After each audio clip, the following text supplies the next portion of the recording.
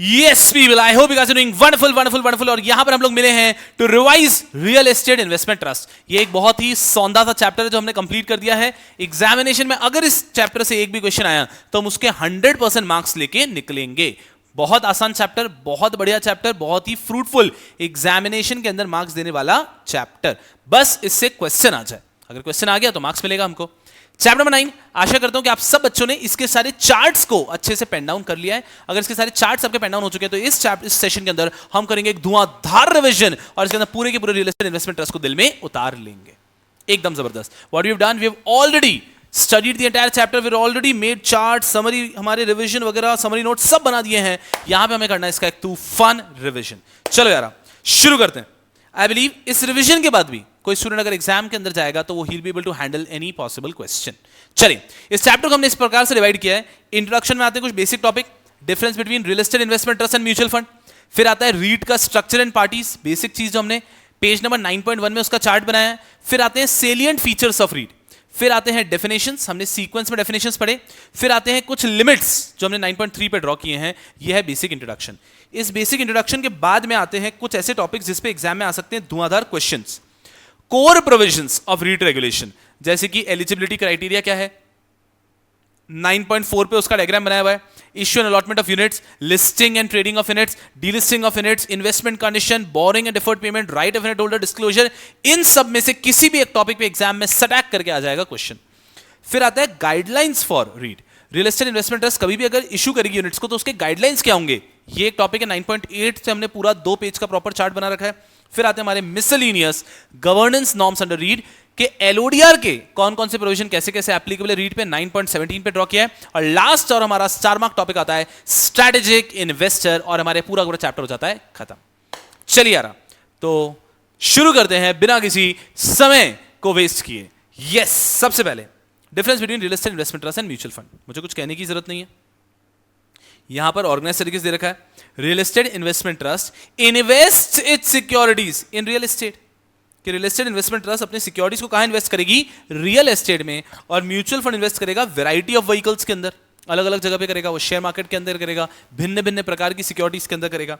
Next, investment amount. Real estate investment trust के अंदर investment amount generally ज्यादा है, 500 crore, 500 crore is the minimum size of the asset. Even initial investment पहले ज्यादा था, अब तो खैर उसको 10 to 15,000 कर दिया गया है. म्यूचुअल फंड में आप 1000 रुपए से भी इन्वेस्ट कर सकते हो, लेकिन यहां पे जनरली ज्यादा फंड चाहिए होता है. तो म्यूचुअल फंड के अंदर स्मॉल अमाउंट से इन्वेस्टमेंट रहता है, लेकिन रियल एस्टेट इन्वेस्टमेंट ट्रस्ट में लार्ज इन्वेस्टमेंट लगता है. सेकंड, सेम डाइवर्सिफिकेशन होता है क्या, नहीं. Real estate investment trust invest करता है only in real estate project. Mutual fund बिल्कुल डाइवर्स सिक्योरिटीज में करता है, अलग अलग जगह पे करता है. डाइवर्सिफिकेशन संभव है.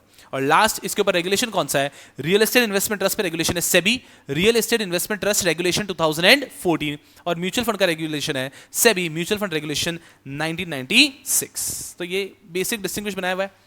4 लिखे बट बेसिकली 3 ही डिफरेंस है अगर हम देखें तो. पहला हो जाता है real estate investment trust real estate में इन्वेस्ट करता है, mutual fund variety of security में करता है. दूसरा पॉइंट हो जाता है small amount in mutual fund, large amount in real estate investment trust. तीसरा बनाने के लिए हम कहते हैं डाइवर्सिफिकेशन है नहीं है. तो रियल एस्टेट इन्वेस्टमेंट ट्रस्ट में डाइवर्सिफिकेशन नहीं है क्योंकि रियल एस्टेट एसेट्स में ही होता है. म्यूचुअल फंड में डाइवर्सिफिकेशन है. और लास्ट, इनके ऊपर लॉ कौन सा एप्लीकेबल है, तो real estate investment trust regulation 2014 and mutual fund regulation 1996. That's the first topic. Aji, done and dusted. Difference between REIT and mutual fund. Next is REIT का structure and parties to REIT. इसमें I don't think I need to even go to the chart. REIT में कितनी parties होती हैं, पूरी class का focus यहाँ पे. रियल एस्टेट इन्वेस्टमेंट ट्रस्ट, उसमें कितनी पार्टीज होती है. सबसे पहले एक स्ट्रक्चर होता है REIT का, which is in the form of a trust. REIT, real estate investment trust, ये एक स्ट्रक्चर बनता है which is in the form of trust. Sponsor जो इसको सेटअप करते हैं ट्रस्ट को, sponsor refers to that entity which sets up the trust. उसके बाद में trustees are appointed to hold the property of the trust. तो सबसे पहले एक ट्रस्ट बनाते हैं हम, उसके अंदर स्पॉन्सर वो होते हैं जिन्होंने ट्रस्ट को बनाया. ट्रस्टीज को अपॉइंट करते हैं क्योंकि ट्रस्ट है तो ट्रस्टीज होना जरूरी है. हम एक इन्वेस्टमेंट मैनेजर को अपॉइंट करते हैं जो पूरा इन्वेस्टमेंट देखेगा. Now we are ready. Sponsor है, ट्रस्टी है, इन्वेस्टमेंट मैनेजर है. स्पॉन्सर है, ट्रस्टी आ चुका है, इन्वेस्टमेंट मैनेजर आ चुका है. अब सेबी से लेते हैं ये रजिस्ट्रेशन, ठीक है. नाउ दे इशू यूनिट्स, इनको पैसा रेज करना है तो ये ऑफर डॉक्यूमेंट देते हैं कि कौन कौन व्यक्ति इंटरेस्टेड है.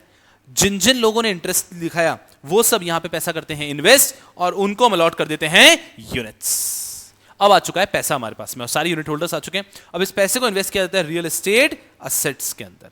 तो अगर आराम से देखेंगे पार्टीज टू रीड में सबसे पहले आ गया sponsor who sets up the trust, thereafter trustees, thereafter investment manager. फिर हमने सेबी से रजिस्ट्रेशन लिया, then we have issued the offer document. Offer document issue करने के बाद में we have raised money, those are unit holders and now will be investing it in real estate assets.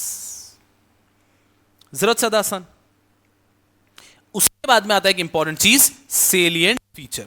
अब salient feature के अंदर हमने बहुत कुछ पढ़ा है, जो भी सारा पढ़ा मतलब हम आगे चैप्टर में जो भी पढ़ने वाले सेलिएंट फीचर्स में ऑलरेडी पढ़ लेते हैं। Let's try and revise salient features. Salient features, आवाज जाने की कोशिश करने के लिए ऐसा लग रहा है। यस यारा, चलो आ चुके हैं हम। चलिए चलिए चलिए चलिए चलिए चलिए चलिए चलिए चलिए, यस शुरू करते हैं शो। वाओ, चलो yes, come on, let's do it, let's kill it. We are on salient features of SEBI Real Estate Investment Trust Regulation 2014। क्या salient features है यहां पे? सबसे पहला हमारा गवर्निंग कोड क्या होगा? हमारा गवर्निंग कोड होगा SEBI Real Estate Investment Trust Regulation 2014। उसके बाद में लीगल स्ट्रक्चर क्या रहेगा? It will be in the form of a trust. REIT is always in the form of a trust. Next is parties to REIT, sponsor उसका group, inducted in sponsor का मतलब कोई व्यक्ति जो बाद में स्पॉन्सर बनाया गया, मैनेजर, ट्रस्टी। उसके बाद मैक्सिमम नंबर ऑफ स्पॉन्सर, और स्पॉन्सर को लेकर कंडीशन क्या है? ईच स्पॉन्सर, हर स्पॉन्सर की होल्डिंग होनी चाहिए 5% की। याद आ रहा है? Each sponsor has to hold 5% units, collectively they need to hold 15% units. तो हर एक स्पॉन्सर को 5% यूनिट्स होल्ड करने और कलेक्टिवली सारे स्पॉन्सर को मिलकर 15% यूनिट्स होल्ड करने। नेक्स्ट 3 साल तक होल्ड करके रखने हैं। And any holding of sponsor group exceeding the minimum holding shall be held for period of at least 1 year. तो जो आपका मिनिमम होल्डिंग है वो आपको होल्ड करके रखना है फॉर 3 इयर्स। जो 15% वो 3 इयर्स, उसके ऊपर अगर आपने कुछ एक्स्ट्रा होल्ड करके रखा है तो वो होल्ड करके रखना है फॉर 1 ईयर। हम बहुत जल्दी आगे भी बात करेंगे, ये एलिजिबिलिटी के अंदर स्पॉन्सर के बारे में सब कुछ पढ़ेंगे, बट अभी हम सिर्फ सेलिएंट फीचर्स देख रहे हैं। सेलिएंट फीचर्स एक ऐसा टॉपिक है जो इवेंचुअली पूरे टॉपिक की समरी है। तो सेलिएंट फीचर्स को हम एक बार देखते हैं, सब वापस टॉपिक के अंदर आएंगे। तो ये हो गया स्पॉन्सर, हर स्पॉन्सर को 5% यूनिट्स होल्ड करने हैं उसके रीट के, और कलेक्टिवली सारे स्पॉन्सर्स को 15% यूनिट्स होल्ड करने हैं रीट के। फिर आता है एलिजिबिलिटी फॉर ट्रस्टी। एक ही एलिजिबिलिटी है ट्रस्टी की कि trustee should be a registered debenture trustee under debenture trustee regulation and it should not be an associate of manager or invest or sponsor। Sponsor या मैनेजर का associate नहीं होना चाहिए और रजिस्टर्ड डिबेंचर ट्रस्टी होना चाहिए। Listing requirement, compulsorily real estate investment trust के units should be listed. Investment condition 80%, real estate investment trust का 80% investment should be in completed and revenue generating assets. Real estate investment trust का 80% investment होना चाहिए completed and revenue generating investment के assets के अंदर। Completed and revenue generating का मतलब क्या होता है? कंप्लीटेड मतलब उसका ओसी ऑक्यूपेंसी सर्टिफिकेट आ चुका है, रेवेन्यू जनरेटिंग मतलब उसका रेंट एग्रीमेंट एंटर हो जाना चाहिए। तो रीट का जो भी टोटल असेट है उसका 80% इन्वेस्ट होना चाहिए कंप्लीटेड एंड रेवेन्यू जनरेटिंग में। फिर आता है अदर परमिसिबल इन्वेस्टमेंट। तो 80% अगर आप इन्वेस्ट कर रहे हैं कंप्लीटेड एंड रेवेन्यू जनरेटिंग में, जो बच्चे ऐसे हैं जो सीधा रिवीजन देख रहे हैं, आप सेलिएंट फीचर्स एक बार देख लो, ठीक है? फिर जब ये टॉपिक को डिटेल में पढ़ेंगे तो आपके लिए आसान हो जाएगा। तो एक बार सेलिएंट फीचर्स है पूरे रेगुलेशन के, ठीक है? उसके बाद में आता है other permissible investment. Other permissible investment का मतलब है 80% अगर हम इन्वेस्ट कर रहे हैं कंप्लीटेड एंड रेवेन्यू जनरेटिंग में, 80% अगर हम इन्वेस्ट कर रहे हैं कंप्लीटेड एंड रेवेन्यू जनरेटिंग में, तो बचा हुआ 20% कहां कर सकते हैं? बहुत सारे ऑप्शन है जहां बचा हुआ 20% कर सकते हैं। डेवलपमेंटल प्रॉपर्टीज के अंदर, लिस्टेड और unlisted debt of body corporate, कौन सी? रियल एस्टेट कंपनीज ही। Mortgage backed security, equity shares of company जो कि लिस्टेड होने चाहिए और जिन कंपनीज का कम से कम 75% इनकम रियल एस्टेट एक्टिविटी से आ रहा है। Government securities, unutilised FSI, TDR और मनी मार्केट इंस्ट्रूमेंट्स। हमने पढ़ा था एफएसआई टीडीआर क्या होता है, ये भी हमने डिस्कस किया। अब अगर हम बात करते हैं टॉपिक क्या है, टॉपिक ये है इतना सा कि जो भी एक रीट है उसका 80%, रीट का टोटल असेट है उसका 80% तो इन्वेस्ट होना चाहिए completed and revenue generating assets में। 80% जाना चाहिए कंप्लीटेड एंड रेवेन्यू जनरेटिंग में, 20% जा सकता है आपके इन सब चीजों के अंदर। अगर हम ले लेते हैं listed unlisted debt of company which is into real estate sector, equity shares which have to be listed of a company, इसका 75% इनकम आ रहा है रियल एस्टेट सेक्टर से। FSI, TDR, mortgage back securities, government securities, जो आपके money market instruments हैं, इन सब में आप 20% पैसा पार्क कर सकते हैं। फिर आगे बढ़ते हैं वैल्यूएशन ऑफ असेट। आपको वैल्यूएशन करवाना पड़ेगा पीरियोडिकली। वो पीरियोडिकली क्या होगा? ईयरली। ईयरली आपका होना चाहिए वैल्यूएशन और उसका अपडेशन होना चाहिए हाफ ईयरली। तो हर साल में एक बार फुल वैल्यूएशन और मिड ऑफ द ईयर में उसका अपडेशन कराना कंपलसरी है, जो कि आपको डिक्लेयर करना विद इन 15 डेज। तो जैसे ही आपका हाफ ईयर हुआ अपडेशन कराओ और 15 डेज में डिक्लेयर कर दो, और ईयर कंप्लीट होते ही फुल वैल्यूएशन कराओ और 15 डेज में डिक्लेयर कर दो। उसके बाद में डिस्ट्रीब्यूशन ऑफ इनकम, जबरदस्त बात है ये भी कि आपका जो भी इनकम हुआ है 6 मंथ्स के अंदर, वो 6 मंथ्स एंड होती है 15 डेज के अंदर, उसका 90% has to be distributed net of taxes. तो जो भी आपका कैश फ्लो है, जो भी आपका इनकम है आफ्टर टैक्स, उसका 90% आपको डिस्ट्रीब्यूट कर देना है एवरी 6 मंथ्स। तो 6 मंथ्स खत्म हुए, 6 मंथ्स खत्म होती है 15 दिन के अंदर जो भी 6 महीने की इनकम है उसका 90% तो आपको कम से कम minimum 90% has to be distributed. फिर आता है आपका मोड ऑफ इन्वेस्टमेंट। ये सिंपल सी बात है, ये आपका 50% 80% रूल की बात करता है, इसको रुक के पढ़ते हैं हम लोग। इनिशियल ऑफर रिस्ट्रिक्शन, जब भी एक रियल एस्टेट इन्वेस्टमेंट ट्रस्ट का इनिशियल ऑफर आएगा, initial offer will be for at least 250 CR, कम से कम 250 सीआर का इनिशियल ऑफर आएगा। और मुझे बताओ रियल एस्टेट इन्वेस्टमेंट ट्रस्ट का मिनिमम असेट साइज कितना होना चाहिए? मिनिमम ऑफर होना चाहिए 250 सीआर का, और minimum asset size has to be 500 CR. जबरदस्त। मिनिमम सब्सक्रिप्शन की बात आती है, trading lot 1 minimum subscription is 10,000 to 15,000, ऐसा ही है। और 25% 10,000 to 15,000 है मिनिमम सब्सक्रिप्शन, रिसेंटली अमेंड होकर आया है। उसके बाद में units offer to public shall not be less than 25% of the total units. जो भी आप पब्लिक को ऑफर करो कम से कम 25% पब्लिक ऑफर करना है। तो सिंपल ध्यान रखना है, 10 to 15,000 हो गया। ट्रेडिंग लॉट 1 यूनिट हो चुका है और पब्लिक को कम से कम 25% आपको ऑफर करने होंगे।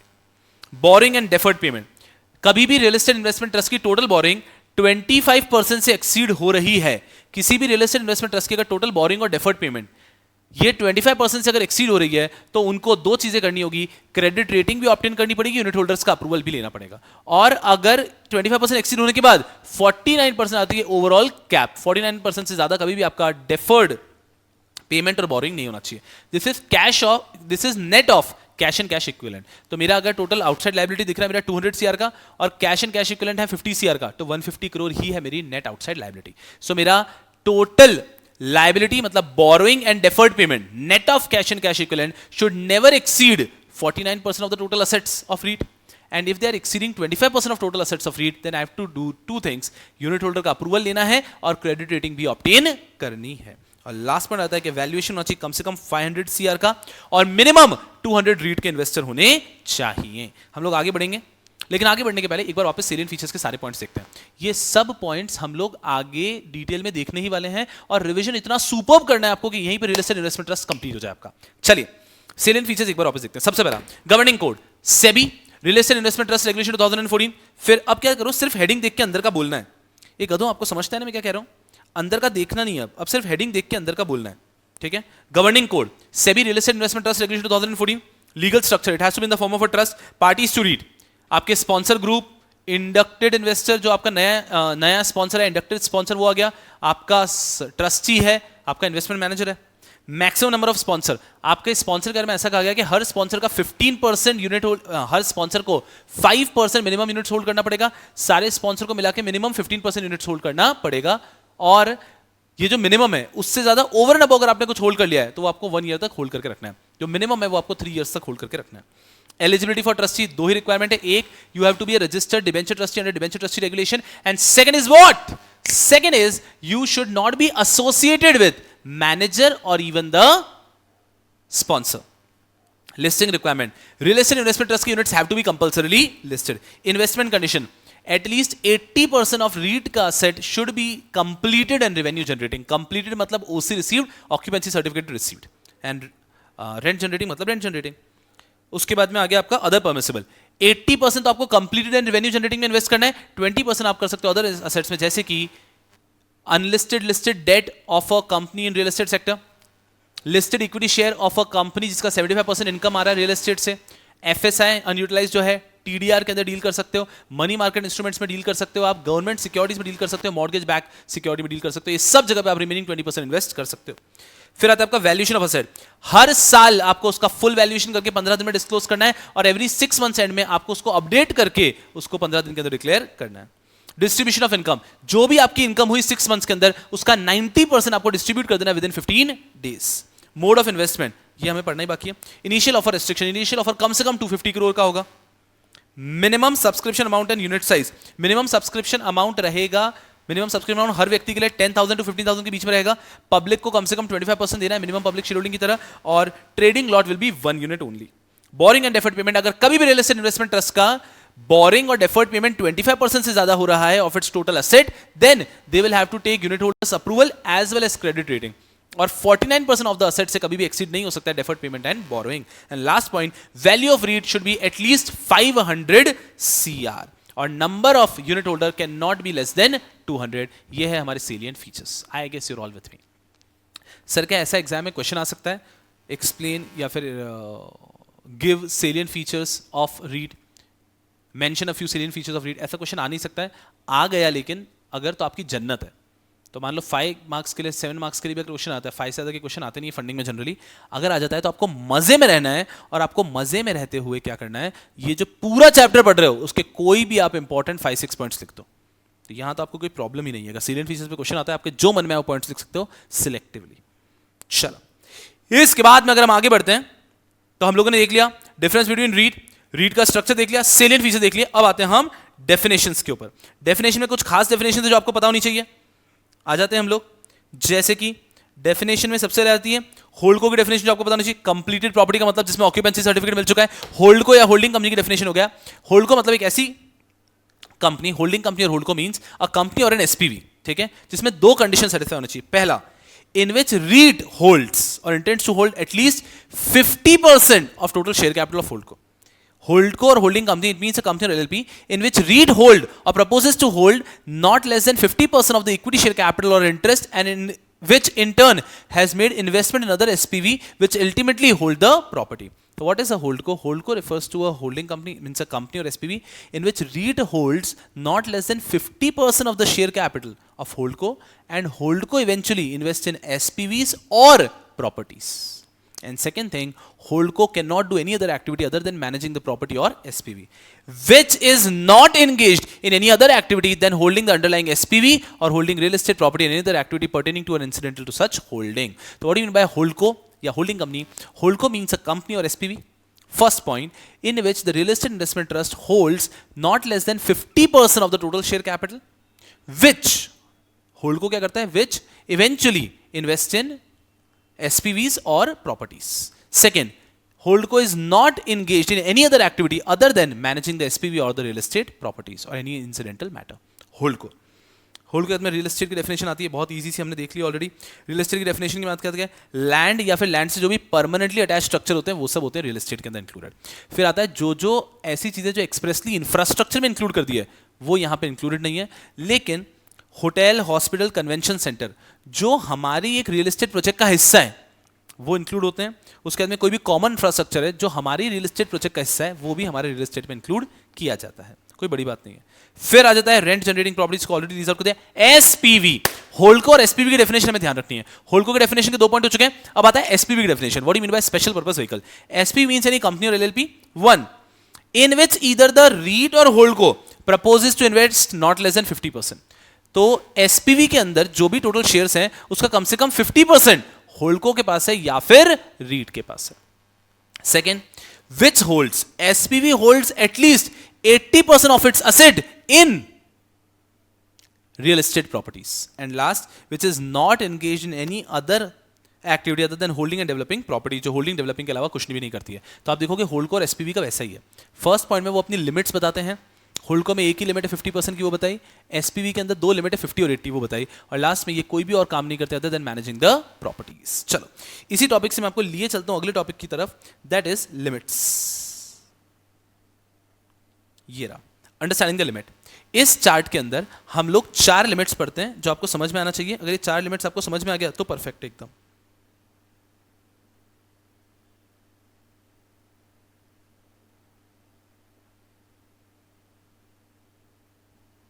चलो आते हैं हम लोग under the 50% and 80% rule.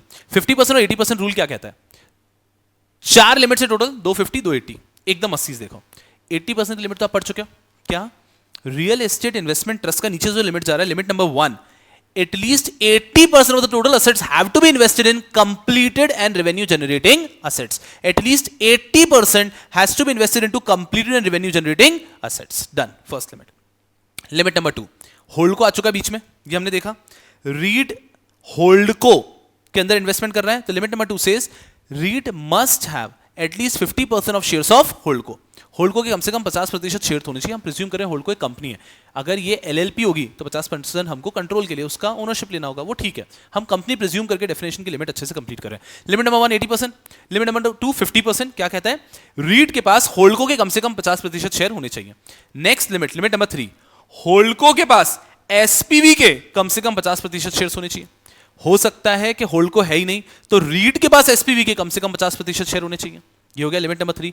Limit number 4, SPV का जो भी टोटल असेट है उसका 80% should be into properties. SPV का जो भी टोटल असेट है उसका 80% शुड बी इनटू प्रॉपर्टीज। ये 4 लिमिट है, 80 50 50 80। एकदम शांत मन से देखो, समझ में आ रहा है क्या? रियल एस्टेट इन्वेस्टमेंट ट्रस्ट का 80% जो असेट है should be into completed and revenue generating asset. Real estate investment trust का 50 के पास होना चाहिए होल्डको के 50% शेयर्स, होल्डको के पास होने चाहिए एसपीवी के 50% शेयर्स, और एसपीवी के जो टोटल असेट है उसका 80% should be invested into properties. ये हो गया लिमिट का चार्ट। और इसी के साथ में हमारा जो पहला इंट्रोडक्शन का जो पूरा का पूरा ब्रैकेट है वो यहाँ पे हो जाता है खत्म। और मैं आशा करता हूँ कि आपको ये याद भी हो चुका है। आप क्या कर सकते हो, यहीं पे रुक के इन चारों पांचों को देखो कि आपको याद है क्या। Difference between read and MF 4 point थे। 4 पॉइंट में कौन सा था? पहला हो गया कि हम इन्वेस्ट कहाँ करते हैं, रियल एस्टेट एसेट के अंदर हो गया। दूसरा हो गया स्मॉलर अमाउंट लगता है, लार्जर अमाउंट लगता है। तीसरा हो गया डाइवर्सिफिकेशन। चौथा इसके ऊपर रेगुलेशन कौन सी है। रीड का स्ट्रक्चर ये बहुत ईजी है, sponsor, trustee, manager, unit holder. Salient feature बहुत सारे पॉइंट्स पड़े, इनको ऐसा रटने की कोई आवश्यकता नहीं है। डेफिनेशंस में होल्डको और एसपीवी पे ध्यान देना है। और अब जब लिमिट पढ़ ली, यही तो डेफिनेशन में पढ़ा था वैसे भी। होल्डको की डेफिनेशन में 2 पॉइंट है, एसपीवी की डेफिनेशन में 3 पॉइंट है। पहला पॉइंट 50% की लिमिट, दूसरा मैं कोई और काम नहीं करूंगा। एसपीवी में 3 पॉइंट है, पहला 50% की लिमिट, दूसरा 80% की लिमिट, और तीसरा मैं कुछ और काम नहीं करूंगा। और फिर लास्ट आ गया हमारा लिमिट। 9.3 पे पूरा चार्ट ड्रॉ करवाया हुआ है आपको, एकदम ईजी है। I think you are able to revise everything अब। चलो, ये जो हमने पढ़ा था, ये पढ़ने में हमने 2 लेक्चर लगाए थे। सिर्फ ये पढ़ने में हमने 2 लेक्चर लगाए थे, क्योंकि इससे एक बेस बिल्ड होता है हमारा, जिससे कि हम पूरे चैप्टर को अच्छे से समझ पाते हैं। यस। और अब इसके बाद में आता है वो पार्ट जिससे एग्जाम में क्वेश्चन आने की प्रबल संभावना रहती है। इसमें से कोई भी एक चीज के ऊपर एग्जाम में क्वेश्चन पूछा जा सकता है। Eligibility, issue and allotment of units, listing and trading of units, delisting of units etcetera. Listing and trading of units, delisting of units, investment condition etcetera. चलिए यार, let's start with eligibility criteria. आ जाओ अपने chart पे। Eligibility criteria का पूरा chart बना रखा है। यस यार, let's hit it.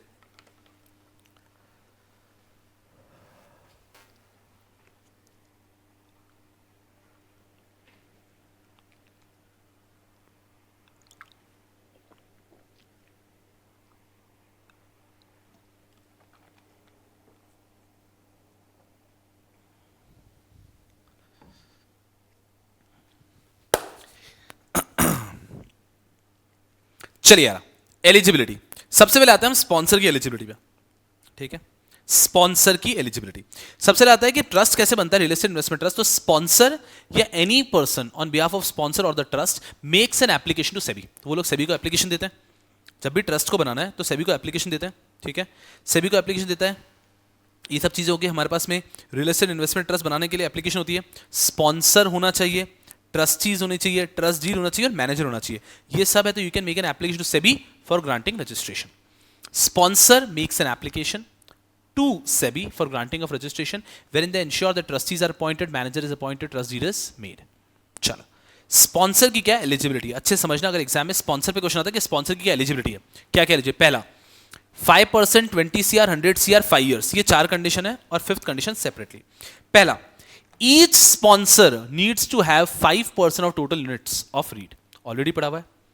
Combine all the sponsors needs to have 15% of total units of REIT, ये भी पता है। अब आते हैं नेटवर्थ के रिक्वायरमेंट पे। Each sponsor has to have 20 crore of net worth. Combination में all the sponsor needs to have 100 crore of net worth. अगर आप यहां तक भी याद कर लेते हो तो आपके 4 पॉइंट हो ही जाते हैं। हर स्पॉन्सर के पास 5% रीड के यूनिट्स होने चाहिए। ठीक है, कॉम्बिनेशन में सबके पास में मिला के 15% होने चाहिए। हर स्पॉन्सर का नेटवर्थ 20 CR होना चाहिए और कंबाइन में सारे स्पॉन्सर का मिला के 100 CR होना चाहिए। उसके बाद में स्पॉन्सर्स के पास होने चाहिए 5 years का experience. Each sponsor to have 5 years of experience. Last point, अगर एक स्पॉन्सर ग्रुप है आपका तो उसमें से आपको किसी एक को स्पॉन्सर आइडेंटिफाई करना पड़ेगा। और अगर उन स्पॉन्सर ग्रुप में किसी एक को यूनिट्स दिए हैं, उसी में से किसी से प्रॉपर्टी ली थी और उसको यूनिट्स मिले हैं, तो उसी व्यक्ति को आप आइडेंटिफाई करोगे एज एन स्पॉन्सर। एकदम ईजी कर देता हूं। आप समझो 5-6 पॉइंट्स तो एकदम ही इजी है स्पॉन्सर से रिलेटेड कि स्पॉन्सर की एलिजिबिलिटी क्या है। हर स्पॉन्सर के पास 5% यूनिट्स होने चाहिए, कॉम्बिनेशन में सारे स्पॉन्सर के पास मिला के 15% यूनिट्स होने चाहिए रीट के, हर स्पॉन्सर का नेटवर्थ 20 CR होना चाहिए, सारे स्पॉन्सर का नेटवर्थ मिला दे तो 100 CR होना चाहिए, हर स्पॉन्सर का 5 इयर्स का एक्सपीरियंस होना चाहिए, और अगर स्पॉन्सर ग्रुप है तो उसमें से उनको किसी एक को डेजिग्नेट करना पड़ेगा एज स्पॉन्सर। यहां पे 15% वाली लिमिट नहीं लिखी है, otherwise everything is written. This is all about sponsor. Trustee, trustee को लेकर दो ही चीजें होनी चाहिए, देख लो आप। पहला, ट्रस्टी डिबेंचर ट्रस्टी रेगुलेशन में रजिस्टर्ड होना चाहिए, और दूसरा, trustee should not B an associate of sponsor और मैनेजर। Very easy. तीसरा, इन्वेस्टमेंट मैनेजर। इन्वेस्टमेंट मैनेजर के अंदर एवरी इन्वेस्टमेंट मैनेजर जो भी है उसका नेटवर्थ, जो इन्वेस्टमेंट मैनेजर है वो तो एक ही होता है, उसका नेटवर्थ होना चाहिए 10 CR, या फिर उसका नेट टेंजिबल एसेट होना चाहिए 10 CR, डिपेंड करता है वो बॉडी कॉर्पोरेट है या क्या। तो उसका नेटवर्थ या नेट टेंजिबल एसेट होना चाहिए 10 CR। उसके पास मिनिमम 5 इयर्स का रेलेवेंट फील्ड एक्सपीरियंस होना चाहिए। नेक्स्ट ईयर कम से कम 2 की पर्सनल होना चाहिए जिनके पास भी 5 इयर्स का एक्सपीरियंस है। And last, minimum half of the directors और गवर्निंग बॉडी, LLP है तो गवर्निंग बॉडी हो जाएगा, अदरवाइज डायरेक्टर्स हो जाएंगे, तो minimum half of the governing body और directors should be independent and should not be directors और governing body of any other REIT. ये जो 4 कंडीशन है ये है एलिजिबिलिटी फॉर इन्वेस्टमेंट मैनेजर। अच्छे से पढ़ो, इस टॉपिक में सबकी एलिजिबिलिटी हो जाती है, स्पॉन्सर की भी, ट्रस्टी की भी और इन्वेस्टमेंट मैनेजर की भी। सब्सटेंशियली तो इन्हीं तीनों की बात करनी है। तो इन्वेस्टमेंट मैनेजर की बात कर लेता हूँ। 4 चीजें, नेटवर्थ 10 CR, अगर आप कंपनी हो तो नेटवर्थ, अगर आप LLP हो तो आपका net tangible asset should be 10 CR। You should have an experience of 5 years का रेलेवेंट एक्सपीरियंस, शुड हैव 2 की पर्सनल ईच हैविंग 5 इयर्स का एक्सपीरियंस, उनके पास भी 5 इयर्स का एक्सपीरियंस होना चाहिए। और लास्ट हो गया दैट आपके कम से कम 50% डायरेक्टर्स या गवर्निंग बॉडी मेंबर्स होने चाहिए independent, and it should not be directors और governing body member of any other REIT. ये हुआ इन्वेस्टमेंट मैनेजर। तो अगर यहां पे बात करते हैं तो ये सब्सटेंशियल लोगों की बात हो गई। इसके बाद में there are certain other things जो कि इसी में लिखी थी, यही बात कर लेते हैं। कभी भी रियल एस्टेट इन्वेस्टमेंट ट्रस्ट के अंदर मल्टीपल क्लासेस ऑफ रीट नहीं हो सकते। यूनिट्स के जो क्लासेस, जैसे कि शेयर्स में होता है ना मल्टीपल क्लासेस ऑफ शेयर्स, वो नहीं होगा, there will be only one class. Second, no superior voting right, किसी को भी सुपीरियर वोटिंग राइट नहीं दिया जाएगा। हां, कुछ लोगों के पास इंफीरियर वोटिंग राइट जरूर हो सकता है, however inferior voting rights can be issued but superior voting rights नहीं हो सकता। Third, all the parties have to be fit and proper person, सारी की सारी पार्टीज को फिट एंड प्रॉपर पर्सन होना चाहिए। और last, any disciplinary action can be taken against REIT और एनी पार्टीज टू रीट, किसी प्रकार का एक्शन लिया जा सकता है अगेंस्ट रीट और any party to the REIT. अगर इस बारे में बात करते हैं तो क्या हमने सीखा कि रीट की जो यूनिट्स हैं उसके अंदर एक ही क्लास होगी, सुपीरियर वोटिंग राइट जैसा कुछ नहीं हो सकता है, इंफीरियर भी हो सकता है।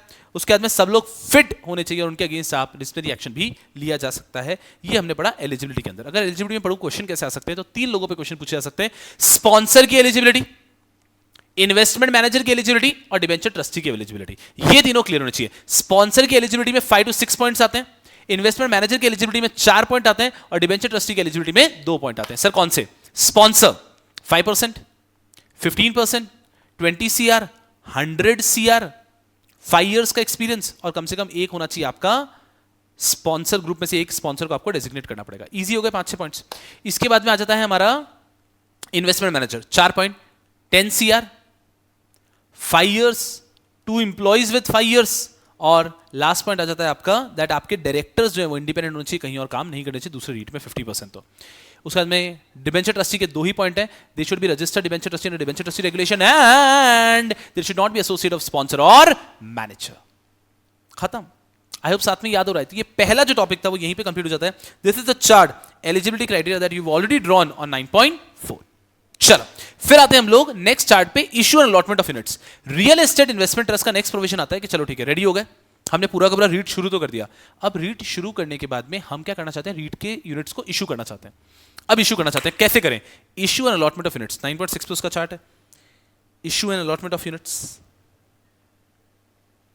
Yes Sakri, issue and allotment of units. कभी इशू करना है, अलॉट करना है, 6 पॉइंट्स में सब कुछ कवर्ड है। पहला point, real estate investment trust हमेशा करेगा publish unit issue of units और कुछ भी नहीं हो सकता है। तो रियल एस्टेट इन्वेस्टमेंट ट्रस्ट का हमेशा होगा public issue of units. Okay, next, only after registration under SEBI real estate investment trust regulation 2014 और इनका रजिस्ट्रेशन होगा। तो पब्लिक इशू होना कंपलसरी है इनका और प्राइवेट प्लेसमेंट वगैरह नहीं हो सकता। दूसरा, रजिस्टर्ड होने चाहिए। कितनी ऑब्वियस बातें बता रहे हैं। सेकंड पॉइंट में ऐसे 6 पॉइंट पढ़ने हैं, ये सब आपको ऑलरेडी पता है। Minimum offer size of REIT 250 CR, minimum value of REIT asset 500 CR, minimum number of REIT के investors 200, minimum issue to public 25%, maximum subscription from any one investor. ये नई चीज बता दी। इसमें हम स्पॉन्सर, रिलेटेड पार्टी, एसोसिएट इनको छोड़ दो, स्पॉन्सर, उनके रिलेटेड पार्टी और एसोसिएट को छोड़ दो, तो कोई भी एक व्यक्ति को 25% ज्यादा नहीं दिया जाएगा। और लास्ट में minimum subscription from any person is going to be 10,000 to 15,000। ये सब सेलियंट फीचर्स में पढ़ी लिया था हमने, ये सेकंड टाइम आ रहा है। अगर कभी भी यूनिट्स आपको इशू करना तो इन चीजों का ध्यान रखना है। 250 CR, 500 CR, minimum issue size 250 CR, minimum value of asset 500 CR, minimum number of unit holder 200, minimum issue to public 25% and maximum एक व्यक्ति को आप दे सकते हो 25%। ठीक है, और लास्ट आ जाता है कि एक minimum application size 10,000 to 15,000, same like ICDR. ये दूसरी चक्री हो गई, बहुत ज्यादा आसान। तीसरी चक्री में कुछ नहीं पढ़ा रहा, draft of a document, same copy paste जो हम पढ़ते हैं कि ड्राफ्ट ऑफ अ डॉक्यूमेंट आप देंगे सेबी को, ड्राफ्ट ऑफ डॉक्यूमेंट की कॉपी देंगे आप स्टॉक एक्सचेंज को, ड्राफ्ट ऑफ डॉक्यूमेंट आप अपलोड करेंगे वेबसाइट पे भी तीनों की वेबसाइट पे, stock exchange, SEBI, merchant banker की वेबसाइट पे, सेबी के कोई भी ऑब्जर्वेशन आए तो उसको इंक्लूड करेंगे, फिर आप ये देंगे किसको, स्टॉक एक्सचेंज को और सेबी को, और लास्टली आप ये देंगे इन्वेस्टर को। एकदम ईजी। यहां पे एक चीज जानने लायक है कि हम सेबी को जब ड्राफ्ट ऑफ डॉक्यूमेंट देते हैं उसके साथ में देनी होती है फाइलिंग फीस। ये filing fees is a non refundable fees, और ये कितनी होती है, इनिशियल ऑफर और फॉलोन ऑफर, हम जिसको आईपीओ एफपीओ कहते हैं, उसके ऊपर लगेगी 0.1% filing fees of the size of the issue. और अगर ये आपका राइट इशू है तो 0.05%, हाफ कर दी गई है, 0.10 का हाफ कर दिया 0.05, तो 0.1% इनिशियल ऑफर फॉलोन ऑफर के अंदर एंड 0.05% लगेगा आपके ऊपर अगर ये है राइट इशू। चलिए, इसके बाद में आता है हमारा नेक्स्ट कुछ और लिमिट्स ऑफर पीरियड को लेके। Offer period will be maximum 30 days. आप पूछना ही चाहते हो तो मैं बता देता हूं, मिनिमम 3 डेज होता है। It is minimum 3 days. जैसे आईसीडीआर में होता है मिनिमम 3 मैक्सिमम 10, वैसे ही रीड के अंदर है मिनिमम 3 मैक्सिमम 30। तो मिनिमम 3 दिन का आपका ऑफर पीरियड रहेगा, मैक्सिमम 30 डेज का हो सकता है। नेक्स्ट, जिस दिन ऑफर क्लोज हुआ उसके कितने दिन में अलॉटमेंट या रिफंड करना है, 12 डेज। तो जिस दिन ऑफर पीरियड क्लोज हो गया उसके 12 डेज के अंदर अलॉटमेंट या रिफंड, सो अलॉटमेंट और refund has to be done within 12 days. Next, अगर आप 12 डेज में अलॉटमेंट रिफंड नहीं कर पाए तो इंटरेस्ट लगेगा eight the rate of 15% per annum. उसके बाद में मिनिमम सब्सक्रिप्शन सेम 90%, और last point minimum amount as general corporate purpose. Normally जो आप 25% पढ़ते हैं वो यहां पर कितना हो चुका है, सिर्फ 10%, कि जनरल कॉर्पोरेट पर्पस के नाम पे आप 10% रेज कर सकते हैं। So easy, 30 days, 12 days, 15%, 90% and last is 10%। कितना इजी याद रखने के लिए। 30 डेज क्या है, मैक्सिमम ऑफर पीरियड। उसके बाद में 12 डेज में अलॉटमेंट या रिफंड, 15% पर एनम का इंटरेस्ट, 90% मिनिमम सब्सक्रिप्शन एंड 10% क्या है, max amount as general corporate purpose. मैंने आपको याद करते टाइम सीक्वेंस बताया था ऐसा कि आप कभी कभी इन लिमिट्स को बस ध्यान रख लो तो वो पॉइंट्स पूरा अपने आप ही याद आ जाएंगे आपको। चलो, और इसी के साथ we move on to the last point, issue and allotment को लेके। Units to be issued in demat form. आपको हमेशा इंश्योर करना है कि यूनिट्स कैसे इशू किए जाएंगे, डीमटेरियलाइज फॉर्म के अंदर आपके यूनिट्स इशू होने चाहिए। एंड अगर रीड इशू ले आई और उसके बाद में 3 साल तक इनिशियल ऑफर नहीं किया, रजिस्ट्रेशन लिया और 3 साल तक इनिशियल ऑफर नहीं किया, तो उसको अपना सर्टिफिकेट सरेंडर करना पड़ेगा। यहां पर सेबी चाहे तो 1 ईयर का एक्सटेंशन भी दे सकती है, बट उसके बाद में आपको सरेंडर करना पड़ेगा अगर आप पब्लिक इशू लेकर नहीं आए। These are 6 points with respect to issue allotment of units. अगर इशू अलॉटमेंट ऑफ यूनिट्स के प्रोविजन आए तो आपके पास इतना बड़ा आंसर है, आप 10 मार्क्स का आंसर लिख सकते हो। तो आप सिलेक्टिवली अपने हिसाब से पॉइंट्स को सिलेक्ट कर लो। आई बिलीव एग्जाम में 5 मार्क्स से बड़ा क्वेश्चन आएगा नहीं in the paper of funding corporate finance. चलो, अगर हम बात करते हैं यहां पे क्या क्या हो गया, तो हमने 6 चक्री के अंदर पढ़ा। सबसे पहले चक्री के अंदर हमने क्या पढ़ा कि रीड को इशू करने के लिए, जब भी रीड को इशू करने अलॉटमेंट करना है यूनिट्स का, सबसे पहले REIT has to be registered और ये होगा थ्रू पब्लिक इशू ओनली। दूसरे के अंदर हमने कुछ लिमिट्स पढ़ी, 250 सीआर, 500 सीआर, 200, 25%, 25%, 10,000 to 15,000। ये क्या है, minimum issue size 250 CR, minimum valuation of asset 500 CR, minimum public issue 25%, maximum issue 1% 25% and minimum application money 10,000 to 15,000। फिर आया ड्राफ्ट ऑफ डॉक्यूमेंट, बहुत इजी है। फिर आया filing fees 0.5% for right issue, 0.05% for right issue and 0.10% for initial issue और fallen public issue. फिर आए कुछ और लिमिट्स हमने पढ़े, जैसे कि 30 डेज, 12 डेज, 15%, 90% एंड 10%। ये क्या था, सबसे पहले 30 days, maximum offer period will be 30 days. उसके बाद में हमने पढ़ा 12 डेज, जिस दिन ऑफर पीरियड क्लोज हो जाता है उसके 12 दिन के अंदर इशू अलॉटमेंट करना है। उसके बाद में हमने पढ़ा 15%, अगर आप इशू अलॉट नहीं कर पाए 12 डेज के अंदर, then you will have to refund, you will have to pay interest at the rate of 15% per annum। फिर है 90%, minimum subscription 90% and last is 10%। General corporate purpose के नाम पे आप कितना ले सकते हो, 10%। और लास्ट चक्री में आया यूनिट्स कंपल्सरीली डीमैट फॉर्म में होंगे और सेबी ने, अगर आपने सेबी से रजिस्ट्रेशन ले लिया है और आपने यूनिट्स इश्यू नहीं किए 3 सालों तक, तो आपका रजिस्ट्रेशन सरेंडर करना होगा और सेबी चाहे तो आपको 1 ईयर एक्सटेंशन दे सकता है, बट उसके बाद तो आपको सरेंडर करना ही पड़ेगा।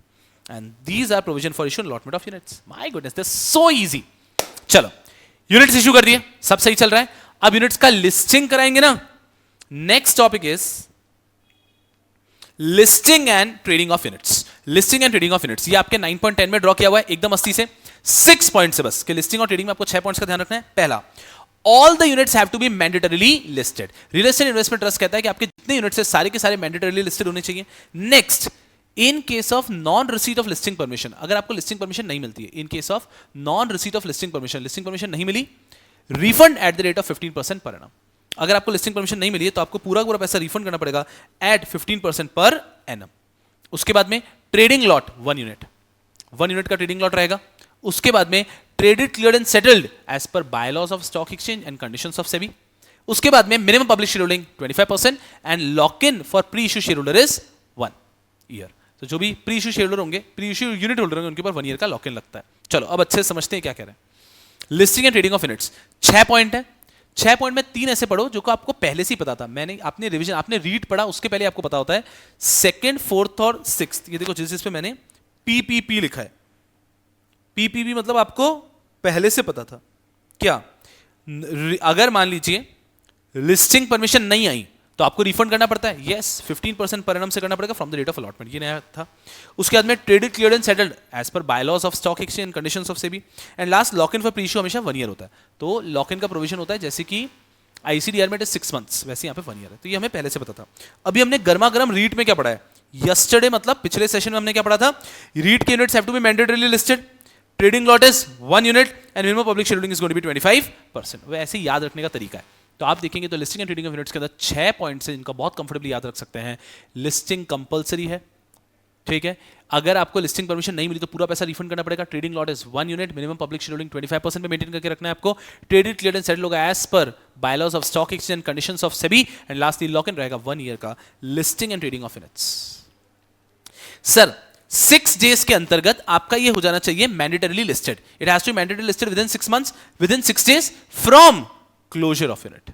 और अगर मान लीजिए लिस्टिंग परमिशन रिजेक्ट हो गई तो अलॉटमेंट से आपको इंटरेस्ट देना पड़ेगा eight the rate of 15% per annum. ये हो गया लिस्टिंग एंड ट्रेडिंग। 6 पॉइंट है, बहुत इजीली याद किए जा सकते हैं। इस रिवीजन से हमने अच्छे से चैप्टर समझ भी लिया, फिर इस रिवीजन से पूरी माइंड मैपिंग हो जाएगी। एग्जाम में 1 मार्क भी इधर उधर नहीं होगा। हम देख रहे हैं पिछले अटेम्प्ट का रिजल्ट आया, स्टूडेंट हैज स्कोर्ड 80। पिछले इस अटेम्प्ट का तो अभी तक इंडिया का हाईएस्ट स्कोर आया नहीं है। उसके पिछले 3-4 अटेम्प्ट से हर अटेम्प्ट का फंडिंग का हाईएस्ट स्कोरर अपना बच्चा आ रहा है। तो पहले कंसेप्ट क्लियर आपको कुछ करना जरूरी है। उसके बाद में आपको माइंड मैपिंग से इन कंसेप्ट को भी अच्छे से यहाँ पे दिमाग में चिपका देना, इन पिक्चर मेमोरी से, चार्ट के माध्यम से, कि एग्जामिनेशन में आपका एक भी पॉइंट हियर एंड देयर नहीं हो। चलो पढ़ते रहो, आगे बढ़ते रहो। Listing and trading of units हो गया आपका, ये 6 पॉइंट। फिर आता है डीलिस्टिंग, कि लिस्टिंग करा ली, नहीं करा, डीलिस्टिंग। डीलिस्टिंग को हमने ऐसे डिवाइड किया, सबसे उसके ग्राउंड्स ऑफ डीलिस्टिंग पढ़ो, फिर procedure. Procedure is very easy. Grounds of delisting याद करना है। 6 ग्राउंड्स थे। इन 6 ग्राउंड्स पे रियल एस्टेट इन्वेस्टमेंट ट्रस्ट की यूनिट्स को डीलिस्ट किया जा सकता है। इन 6 ग्राउंड्स पे रियल एस्टेट इन्वेस्टमेंट ट्रस्ट की यूनिट्स को डीलिस्ट किया जा सकता है। क्या 6 ग्राउंड से? पहला, violation of minimum public share holding. Minimum public share holding को वायलेट करता है, 25% से कम लेकर आए, फोड़ो, डीलिस्ट कर देंगे इनको। वायलेशन ऑफ लिस्टिंग अग्रीमेंट और रीट रेगुलेशन। थर्ड, मैंने बताया था आपको मॉड्यूल में ऐसा ही है, इसलिए हम इसको ऐसे ही पढ़ रहे हैं। बेयर एक्ट में भी ऐसा ही है। Violation of listing agreement, violation of real estate investment trust regulation, violation of SEBI act और in the interest of public. ये 3 पॉइंट है वायलेशन के। तो वायलेशन हुआ अगर इनमें से कोई सा भी, तो इस केस में कर देंगे रियल एस्टेट इन्वेस्टमेंट ट्रस्ट को डीलिस्ट। क्या है? पहला point, violation of minimum public share holding. दूसरा point, violation of REIT regulation और लिस्टिंग अग्रीमेंट। तीसरा, violation of REIT regulation, listing agreement, SEBI act और in the interest of unit holder. इस case में कर सकते हैं आप डीलिस्टिंग का एप्लीकेशन। ये 3 हो गया। चौथा पॉइंट कहता है, if there has been no project और asset remaining with REIT for a period of more than 6 months and REIT does not even propose to make any investment in any project. REIT के पास कुछ पैसे हैं और REIT ने आपके पास पैसे से REIT ने इन्वेस्टमेंट किया था, अब इन्वेस्टमेंट को बेच दिया। REIT only has money. REIT has no asset or project for more than 6 months and they do not even intend to invest in any project. Then also they have to delist the units. अब क्या लोगों के पैसे फिर आप क्यों रख रखे हो? बेच दो। बेच क्या दो? रिडीम कर दो। या तो आप रियल एस्टेट में इन्वेस्टमेंट करके रखो ना। If you do not have any real estate asset और project then you should give it back. यहां पे आपको एक्सटेंशन मिल सकता है 6 मंथ्स का यूनिट होल्डर के अप्रूवल से। लास्ट 2 पॉइंट, स्पॉन्सर या ट्रस्टी, स्पॉन्सर या ट्रस्टी अप्लाई करते हैं डीलिस्टिंग के लिए with the approval unit holder, या फिर यूनिट होल्डर ही अप्लाई कर रहे हैं डीलिस्टिंग के लिए। ये होगा 6 पॉइंट्स। इन 6 केसेस में company can get, the REIT can get delisted. क्या 6 पॉइंट है? पहले 3 वायलेशन के पॉइंट हो गए, फिर एक हो गया रीट के पास असेट ही नहीं है, फिर एक पॉइंट हो गया ट्रस्टी या स्पॉन्सर डीलिस्ट कराना चाहते हैं, एक हो गया यूनिट होल्डर खुद डीलिस्ट कराना चाहते हैं। ये 6 केस के अंदर these are the grounds for delisting. इसका डीलिस्टिंग का प्रोसेस बहुत ईजी है। एप्लीकेंट, जो भी व्यक्ति डीलिस्टिंग कराना चाहता है, ये एप्लीकेंट अप्लाई करेगा फॉर डीलिस्टिंग, ये एप्लीकेंट अप्लाई करेगा for delisting to SEBI and stock exchange कि हमें डीलिस्टिंग कर दो। अब सेबी और स्टॉक एक्सचेंज क्या कर सकता है? या तो डीलिस्टिंग का एप्लीकेशन एक्सेप्ट कर लेगा, यस एक्सेप्टेड डीलिस्टेड, ये एप्लीकेशन रिजेक्ट कर देगा, नहीं नॉट टू बी डीलिस्टेड, या फिर उनको एडिशनल टाइम देगा, रुको ये फॉलो करो, या फिर चाहता है तो उनके ऊपर एक्शन भी ले सकता है फॉर डिफॉल्ट कि आपने ये नॉन कंप्लायंस किया, आपको फोड़ेंगे। तो सेबी डीलिस्टिंग के एप्लीकेशन एक्सेप्ट कर सकता है, रिजेक्ट कर सकता है, एक्स्ट्रा टाइम दे सकता है, ऊपर से एक्स्ट्रा एक्शन भी ले सकता है। अब अगर डीलिस्टिंग का ऑर्डर आ चुका है तो रियल एस्टेट इन्वेस्टमेंट ट्रस्ट के ऊपर क्या क्या जिम्मेदारी होगी? अगर डीलिस्टिंग करनी है तो सबसे पहले उनको क्या करना पड़ेगा? Wind up and sell the assets. Real estate investment trust के सारे असेट बेचो, वाइंडिंग अप करो, उसके बाद में सारे यूनिट होल्डर के यूनिट्स को रिडीम करो और फिर सर्टिफिकेट को सरेंडर करो। चलो सब लोग यहां पे देखते हैं हमको कितना याद है। Delisting of units, delisting of units के अंदर सबसे पहले ग्राउंड्स की बात करते हैं। देयर आर 6 ग्राउंड्स, मुझसे पहले बोलने की कोशिश करो। ये क्या? ये रिवीजन का रिवीजन है, ठीक है? आते हैं यहां पे, तो हम लोग बात कर रहे हैं there are 6 grounds of delisting. पहला ग्राउंड है violation of minimum public share holding, दूसरा ग्राउंड है वायलेशन ऑफ लिस्टिंग अग्रीमेंट और violation of real estate investment trust regulation 2014, तीसरा है violation of listing agreement, real estate investment trust regulation and SEBI act और in the interest of public. बिल्कुल ठीक है, violation हो गया। Next point, real estate investment trust does not have any project or asset for a period of more than 6 months and do not even intend to invest. Unit holder के approval के साथ में 6 months का पे extension भी मिल सकता है। ये हो गया 4 पॉइंट। 5th पॉइंट, स्पॉन्सर और trustee makes an application for delisting with approval of unit holder, और last point, unit holder only makes an application for delisting. इन केसेस में डीलिस्टिंग होगा। काफी आसान है। अब डीलिस्टिंग का प्रोसीजर क्या है? Applicant will make an application for delisting to SEBI and stock exchange. यहां पर either they can approve the request and order delisting, they can reject the delisting का application, they can give additional time if they want, and lastly they can even give any other action for default कि भैया तुमने ये गलती की, तुमको और फोड़ रहे हैं। अगर डीलिस्टिंग ऑर्डर आ जाता है तो रीट के ऊपर क्या रिस्पॉन्सिबिलिटी है? पहला, sell the asset and wind up the company, दूसरा, redeem all the unit holders, and तीसरा, सरेंडर द सर्टिफिकेट। ये हो गया आपका डीलिस्टिंग ऑफ यूनिट्स। टॉपिक में सबसे पहले पढ़ा हमने यहां पे एलिजिबिलिटी के बारे में, issue and allotment of units, फिर लिस्टिंग एंड ट्रेडिंग, फिर आया डीलिस्टिंग। चलो नहीं थकना नहीं है। उसके बाद में आ रहा है हमारा इन्वेस्टमेंट कंडीशन एंड डिस्ट्रीब्यूशन। नहीं फोड़ेंगे एकदम तूफान तरीके से। Investment condition and distribution, there are certain investment condition of real estate investment trust and there are certain distribution rules. Investment condition कहते हैं कि जब भी एक रियल एस्टेट इन्वेस्टमेंट ट्रस्ट कहीं पे इन्वेस्टमेंट कर रहा है तो उसको किन चीजों का ध्यान रखना है, और डिस्ट्रीब्यूशन मतलब जब आप वो पैसे को डिस्ट्रीब्यूट कर रहे हो तब आपको किन चीजों का ध्यान रखना है। इन्वेस्टमेंट कंडीशन, सबसे पहला देखो याद रखने के तरीके, 1 टिक और 2 क्रॉस से पूरे।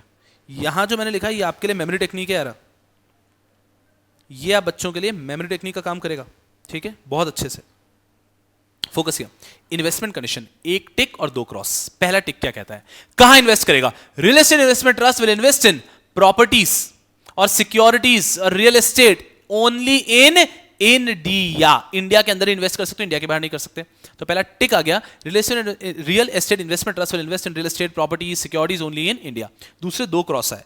पहला क्रॉस आया, real estate investment trust can not invest in vacant land, agricultural land और मॉर्गेजेस। माइंडेड, मॉर्गेजेस में इन्वेस्ट नहीं कर सकते, मॉर्गेज बैक सिक्योरिटीज में इन्वेस्ट कर सकते हैं। Mortgages not allowed, mortgage back securities allowed. एकदम सिंपल। तो और एक और cross, real estate investment trust कभी भी दूसरे रीट के यूनिट्स में इन्वेस्ट नहीं कर सकते। तो 3 पॉइंट, पहला टिक है रियल एस्टेट इन्वेस्टमेंट ट्रस्ट सिर्फ इंडिया में इन्वेस्टमेंट करेगा। दूसरा क्रॉस कि real estate investment trust vacant land, agricultural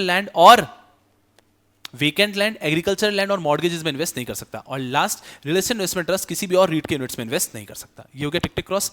बाकी के लिमिट को याद रखने के लिए जबरदस्त मेमोरी टेक्निक है, उनके परसेंटेज ध्यान रख लो। देखो परसेंटेज है 10%, 10% के बाद है 20%, 20% के बाद है 26%, उसके बाद है 51% और उसके बाद सीधा है 80%। देखो इनको 10% का लिमिट क्या कहता है? 10% का लिमिट कहता है कि अगर कभी भी रीट अपने किसी भी प्रॉपर्टी को सेल कर रहा है and that is amounting to more than 10% of value of REIT का सेट, कि रीट के टोटल असेट्स 1000 करोड़ के, 1000 करोड़ के असेट्स हैं, 100 करोड़ से बड़ा असेट कोई सेल हो रहा है, तो उस केस में रीट को यूनिट होल्डर का अप्रूवल लेना है. तो if it all they are selling any property worth more than 10% of total assets, then they have to take approval of unit holder. 10% का लिमिट. 20% का लिमिट क्या कहता है? ये अटैच्ड है 80% के लिमिट से. आपको ऑलरेडी पता है कि रीट के 80% investment should be in completed and revenue generating, 20% can be invested into developmental land, FSI, TDR, equity listed जहां से 75% आ रही है इनकम रियल एस्टेट से, debt listed unlisted real estate sector से, mortgage back security, government security, इन सब जगह आप 20% इन्वेस्ट कर सकते हो. फिर आता है 26%. ये भी बहुत इंटरेस्टिंग है. रीट का एसपीवी के अंदर कंट्रोलिंग इंटरेस्ट कम से कम 26% का होना चाहिए. देखो हमने एक चीज पढ़ी है रियल एस्टेट इन्वेस्टमेंट ट्रस्ट का, होल्डको के अंदर इंटरेस्ट होना चाहिए कितना? 50% मिनिमम. होल्डको का एसपीवी में इंटरेस्ट होना चाहिए मिनिमम 50%. याद आ रहा है हमने रेगुलर बैच में पूरा डिवाइड करके समझा था कि अगर उसने 100 रुपए कमाए तो कितने मिलके आएंगे पूरा. बहुत इंटरेस्टिंग था. ये ऐसा कह रहे हैं कि रीट का एसपीवी में मिनिमम अल्टीमेट कंट्रोल 26% का होना चाहिए. रीट शुड हैव एटलीस्ट 26% का ultimate control in any SPV. REIT should have ultimate control of 26% any SPV. और लास्ट आता है 51%. 51% कहता है दैट मिनिमम जो आपका टोटल कंसोलिडेटेड रेवेन्यू है उसका मिनिमम 51% आना चाहिए from leasing, letting, renting activities से. And this is all about it.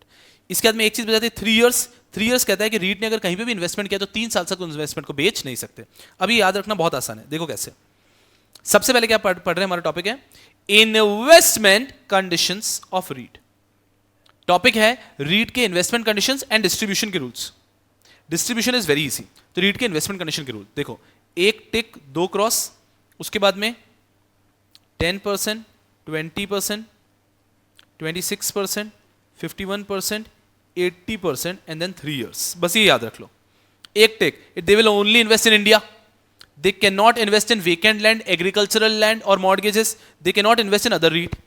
10%, अगर रीट कभी भी अपने असेट्स को बेच रहा है मोर देन 10%, तो रीट को यूनिट होल्डर का अप्रूवल लेना है. 20%, REIT has to invest 80% in completed and revenue generating investment. Remaining 20% can be invested into specified investment. 26%, the ultimate control of at least 26% of SPV should be with REIT.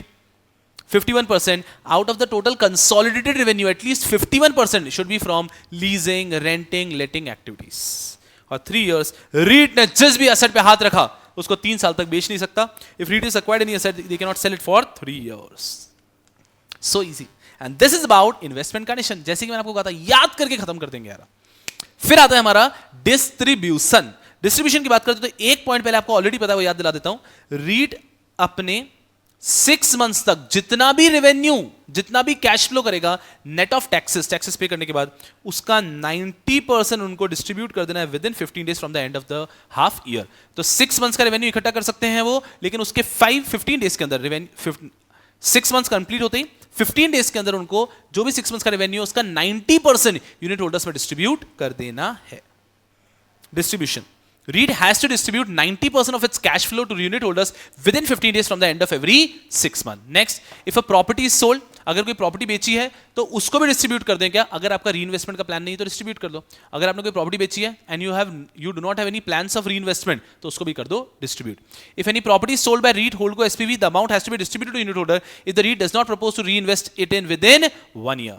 अगर अगले 1 साल में आपका investment का कोई plan नहीं है तो आप क्या कर दो? डिस्ट्रीब्यूट कर दो इस पैसे को. और लास्ट पॉइंट, अनडिस्ट्रीब्यूटेड अमाउंट अगर आपके पास कुछ बच जाता है तो it has to be transfer to investor protection and education fund. तो एक आपको दिखता है investor education and protection fund, एक दिखता है investor protection and education fund. ये दोनों सिमिलर ही चीजें हैं, लेकिन कंपनी लॉ के अंदर उन्होंने लिखा है investor education and protection fund which is created by central government. Securities law के अंतर्गत investor protection and education fund which is created by SEBI. तो IEPF एंड IPEF का माइनर डिफरेंस आता है ऐसा. तो अगर मान लीजिए आपने डिस्ट्रीब्यूट तो कर दिया लेकिन कोई ले ही नहीं रहे लोग, जैसे आपके याद है अनक्लेम्ड डिविडेंड, वैसे अनक्लेम्ड आपका डिस्ट्रीब्यूशन है, that will be transfer to investor protection and education fund. चल ये हो गया distribution. Distribution is quite easy, 3 point है। पहला हो गया कि जो भी आपने 6 महीने के अंदर रीट ने पैसा कमाया उसको नेक्स्ट 15 डेज के अंदर आपको बांट देना है, एटलीस्ट 90% बांट देना है। दूसरा, अगर आपने कोई प्रॉपर्टी बेच के पैसा कमाया और अगले 1 साल तक आपका इन्वेस्टमेंट का कोई प्लान नहीं, तो इस अमाउंट को भी डिवाइड कर देना है। Last, undistributed amount to be transfer to investor protection education fund by SEBI. टिंग टिंग टिंग। चलो, ये हो गया investment condition and distribution. Investment condition distribution के बाद में नेक्स्ट टॉपिक आता है borrowing and deferred. Borrowing, deferred, right and meeting और डिस्क्लोजर। यहां तक तो मेरे फ्लो में रहो, फिर आपको चाहिए तो एक छोटा सा ब्रेक ले लेना। चलो, बोरिंग एंड डेफर्ड पेमेंट 9.14 पे इसका भी टॉपिक लिखा है कि आखिर रीट कितना बोरोइंग कर सकता है। अब क्या हो गया, यूनिट्स इश्यू कर दिए, यूनिट्स को लिस्ट कर दिया, डीलिस्ट कर दिया, उनका इन्वेस्टमेंट कंडीशन भी पढ़ लिया। और बताओ क्या पढ़ना है, और सिलेबस में है कि रीट मैक्सिमम बोरोइंग कितना कर सकता है। ये हमने ऑलरेडी पढ़ा है, सेलिएंट फीचर में वापस पढ़ रहे हैं कि रीट अगर कभी भी बोरोइंग कर रहा है exceeding 25%, boring and deferred payment net of cash and cash equivalent. आपका बोरिंग है उसको नेट ऑफ कर दो कैश एंड कैश इक्विवेलेंट से।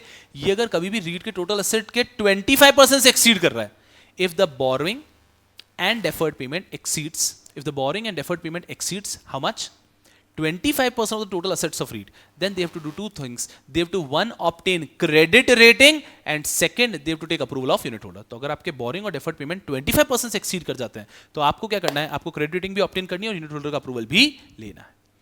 Second, सर तो कितना allowed है? Maximum आपके deferred payment और borrowing net of cash and cash equivalent can go up to 49% of the total assets of REIT. इससे ज्यादा जाना अलाउड नहीं है। तो ये दो लिमिट ध्यान रखनी है, 49% मैक्सिमम लिमिट है और 25% ज्यादा होते ही आपको क्रेडिट रेटिंग भी ऑब्टेन करनी है और आपको क्या करना है, दूसरा अप्रूवल ऑफ यूनिट होल्डर भी लेना है। और लास्ट इज, क्या रीट डेट सिक्योरिटी इशू कर सकता है? यस, बट उन्हें भी लिस्टिंग कराना कंपलसरी होगा। REIT can issue debt securities but उनको भी लिस्टिंग कराना कंपलसरी रहेगा। And this is borrowing and deferred payment, you have drawn it on 9.14। Wonderful. इसके बाद में आता है आपका एक topic rights and meeting of unit holder. बस right and meeting of unit holder और उसके बाद में क्या, डिस्क्लोजर। दैट्स इट, फिर आपको ब्रेक मिलेगा। ठीक है, right and meeting of unit holder. Right and meeting of unit holder के अंदर हमने पढ़ा सबसे पहले राइट्स। यूनिट होल्डर के कितने राइट्स हैं? ठीक है साहब, आप ऐसे समझ लो 3 ही राइट्स हैं। टू कॉल मीटिंग का मतलब है कि मीटिंग के अंदर कोई भी आप एक उसको ऐड कर सकते हो डिस्कशन को, ऐसा। तो बेसिक 3 राइट ही होते हैं। सबसे पहला, राइट टू रिसीव इनकम और डिस्ट्रीब्यूशन। 6 मंथ्स में जो डिस्ट्रीब्यूशन बांट रहे हैं, यूनिट होल्डर के पास राइट है कि वो रिसीव करेगा। Second, right to vote on matter requiring approval of unit holder. जहां हमने कहा कि यूनिट होल्डर का अप्रूवल चाहिए, वहां पे यूनिट होल्डर जाके वोट करेगा। तीसरा, to attend the annual meeting of unit holder. ये भी उसके पास राइट है। सर एनुअल मीटिंग होती है यूनिट होल्डर का? बिल्कुल होती है, बात करेंगे उस बारे में। और उसके बाद में last is, they can even, एक मीटिंग के अंदर they can even add an agenda. To call meeting का मतलब समझो कि वो एजेंडा ऐड कर सकते हैं, इस प्रकार से पढ़ना है इसको। ठीक है, तो ये हो गया राइट्स। राइट्स क्या 4 हो गए? पहला राइट क्या हो गया? पहला हो गया कि डिस्ट्रीब्यूशन लेंगे। दूसरा राइट हो गया कि हम वोट कर सकते हैं जहां जहां वोटिंग होगा। तीसरा, हमारा जो यूनिट होल्डर का मीटिंग होगा वो अटेंड करेंगे। एंड चौथा, उस मीटिंग के अंदर हम एजेंडा को ऐड भी कर सकते हैं। ये 4 राइट्स हो गए। फिर आता है मीटिंग ऑफ यूनिट होल्डर। अब आते हैं सर ये मीटिंग होती क्या कंपलसरी? इसको ध्यान से समझना, बहुत प्यारी समरी बनाई है यहाँ पे। Once in a year, so compulsory unit holder की मीटिंग होती है वंस इन अ ईयर। उसे हम एनुअल मीटिंग बोलते हैं क्योंकि वो वंस इन अ ईयर होती है। ये करनी होती है within 120 days from the end of the year. Year and के 120 डेज के अंदर। And the maximum gap between 2 meeting can not exceed 15 months. तो 3 चीजें हो गई। कंडीशन जो ध्यान रखनी है मीटिंग को लेके, meeting has to be conducted once every year within 120 days from the end of the financial year, and maximum gap between 2 meeting can not exceed 15 months. This is with respect to annual meeting of unit holders. Now 25% of unit holders in value can apply to add any matter to voting। जैसे हमने कहा add any agenda, कोई भी matter आपको add कराना है voting के लिए तो उसके लिए 25% of unit holders can apply और वो ऐड हो जाएगा। अगर आप ट्रस्टी को रिमूव करना चाहते हो तो 60% of unit holder has to apply. तो अगर आपका एजेंडा इज कि ट्रस्टी को रिमूव करना है तो उसके लिए 60% unit holders have to apply. कोई और एजेंडा है कि आपको स्पॉन्सर को रिमूव करना है, आपको इन्वेस्टमेंट मैनेजर को रिमूव करना है, आपको किसी और को रिमूव करना है, तो उस केस के अंदर 25% people can apply and this agenda will be added. फिर वो वोटिंग पे आएगा। चलो, ट्रांजैक्शंस एंड रिक्वायर्ड मेजॉरिटी। अब ये एक बहुत जबरदस्त समरी बनाई है कि रियल एस्टेट इन्वेस्टमेंट ट्रस्ट की जब मीटिंग होती है, कौन कौन से आइटम्स के लिए कितना परसेंटेज वोटिंग चाहिए। एकदम सिंपल, ये जो पहले आइटम्स लिखे इसके लिए यूनिट सिंपल मेजॉरिटी, मतलब vote casted in favour have to be more than vote casted against. ये जो दूसरे बॉक्स में है उसके लिए vote cast in favour should be 1.5 times of vote casted against. And तीसरे में resolution has to be approved by 75%। तो सबसे पहले आते हैं vote cast in favour to be more than vote casted against. चलो, बहुत सारे पॉइंट्स है उसमें, ये इजी 4-5 पॉइंट हमने निकाले। For borrowing above the limit, for any other transaction above the limit. अगर आप बोरोइंग कर रहे हैं 25% से ज्यादा, राइट, अगर आप कोई भी और ट्रांजैक्शन कर रहे हैं लिमिट से ज्यादा, तो उसके लिए आपको यूनिट होल्डर्स का अप्रूवल लेना है, सिंपल अप्रूवल। मेजॉरिटी ने हाँ बोला तो आप वो कर सकते हो, for borrowing above the limit, for any other transaction above the limit. Next, if sponsor और trustee requires approval of unit holder for ordinary business. कोई भी ऐसी चीज है जहां पे स्पॉन्सर और ट्रस्टी को लगता है यूनिट होल्डर का अप्रूवल चाहिए for ordinary business, normal approval. And if SEBI और stock exchange requires unit holders approval, तो इस केस में ये आपके नॉर्मल अप्रूवल्स हो जाता है। When vote casted by majority, vote cast in favour should be just more than vote casted against. अब ये बहुत इंटरेस्टिंग है। नेक्स्ट, अगर ये मैटर है कौन सा बीच वाला, फॉर डीलिस्टिंग, आप यूनिट्स की डीलिस्टिंग कराना चाहते हो, या फिर आप चेंज करना चाहते हो, नया अपॉइंट करना चाहते हो, ऑडिटर, वैल्यूअर, ट्रस्टी, मैनेजर, या फिर आप इन्वेस्टमेंट स्ट्रेटजी चेंज करना चाहते हो, इनमें से कुछ भी चेंज करना चाहते हो, इसके लिए भी आपको चाहिए क्या, voting requirement will be vote casted in favour should be 1.5 times और vote casted against the resolution. अब नेक्स्ट पॉइंट देखना बढ़िया से, इफ द स्पॉन्सर और trustee requires approval of unit holder. Sir ये तो यहां पे पढ़ा था ना, स्पॉन्सर और trustee requires approval of unit holder then vote casted in favour should be more than, रुको ना, इफ स्पॉन्सर और trustee requires unit approval of unit holder for other than ordinary business, difference दिख रहा है। If at all sponsor और trustee को unit holder का approval चाहिए फॉर ऑर्डिनरी बिजनेस, तो मेजॉरिटी से हो जाएगा। पर अगर स्पॉन्सर और ट्रस्टी को यूनिट होल्डर का अप्रूवल चाहिए for other than ordinary business, तो फिर नहीं होगा, तो उस केस में आपको चाहिएगा 1.5 टाइम्स। और लास्ट पॉइंट तो एकदम कॉपी पेस्ट है, इफ स्टॉक एक्सचेंज से भी रिक्वायर्स अप्रूवल, वो दोनों जगह पे एज इट इज लिखा हुआ है, तो वो स्टॉक एक्सचेंज से भी के अप्रूवल पे डिपेंड करता है, उनके ऊपर डिपेंड करता है कि आपको 1.5 टाइम्स से अप्रूवल चाहिए या फिर आपको नॉर्मल अप्रूवल चाहिए। और लास्ट केस है बहुत सिंपल है, अगर आपको स्पॉन्सर चेंज करने का डिस्कशन हो रहा है, या नए स्पॉन्सर को ऐड करने का डिस्कशन हो रहा है, या फिर यूनिट होल्डर है कोई भी जो 25% से ज्यादा यूनिट्स एक्वायर करना चाह रहा है, स्पॉन्सर चेंज हो रहा है या सिर्फ नया स्पॉन्सर ऐड हो रहा है, या कोई भी एक यूनिट होल्डर है जो 25% से ज्यादा एक्वायर करने वाला है, तो उस केस में यू नीड 75% यूनिट होल्डर्स का अप्रूवल। चलो, ये क्या टॉपिक था? The topic was of rights and meeting of unit holder. पहला टॉपिक फुद्दू है, राइट ऑफ यूनिट होल्डर। ये क्या राइट होता है उसका? डिस्ट्रीब्यूशन में पैसे लेने का राइट है, वोट करने का राइट है, एनुअल मीटिंग अटेंड करने का राइट है, मीटिंग में कोई एजेंडा ऐड करने का राइट है, ये राइट है 4। फिर आ गया हमारा कि यूनिट होल्डर की मीटिंग कैसे होती है, तो एनुअल मीटिंग होती है साल में एक बार, 120 डेज के अंदर होनी चाहिए ईयर एंड से, मैक्सिमम गैप 15 मंथ्स का हो सकता है। फिर हमने पढ़ा कि वोटिंग कैसे होती है, नहीं फिर हमने ये भी पढ़ा कि 25% ऑफ यूनिट चाहें तो कोई भी एजेंडा ऐड कर सकते हैं, लेकिन अगर एजेंडा है चेंज ऑफ ट्रस्टी तो 60% यूनिट होल्डर्स को वो एप्लीकेशन देनी होगी, एकदम easy.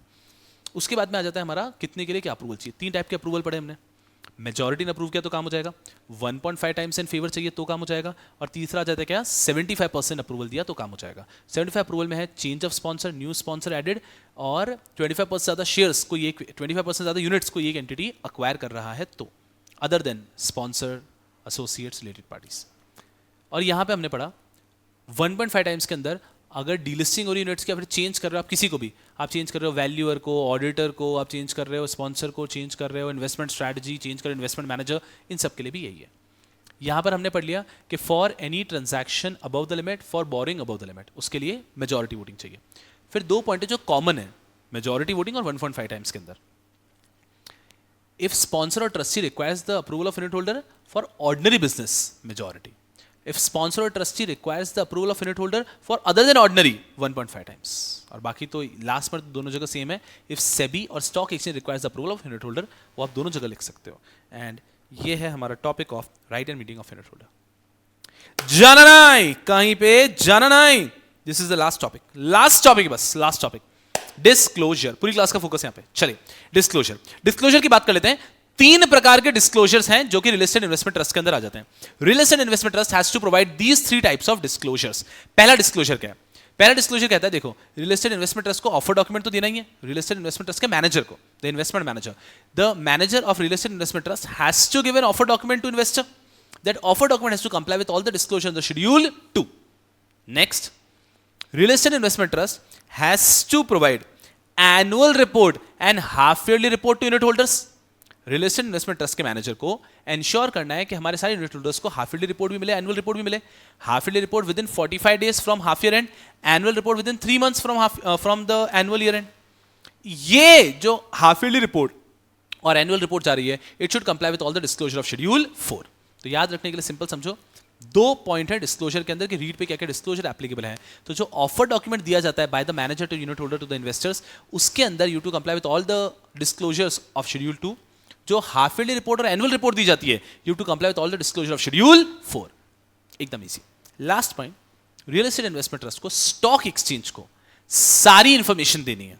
Real estate investment trust को स्टॉक एक्सचेंज को सारी इंफॉर्मेशन देनी है which has bearing on operation or performance of REIT or which are price sensitive information।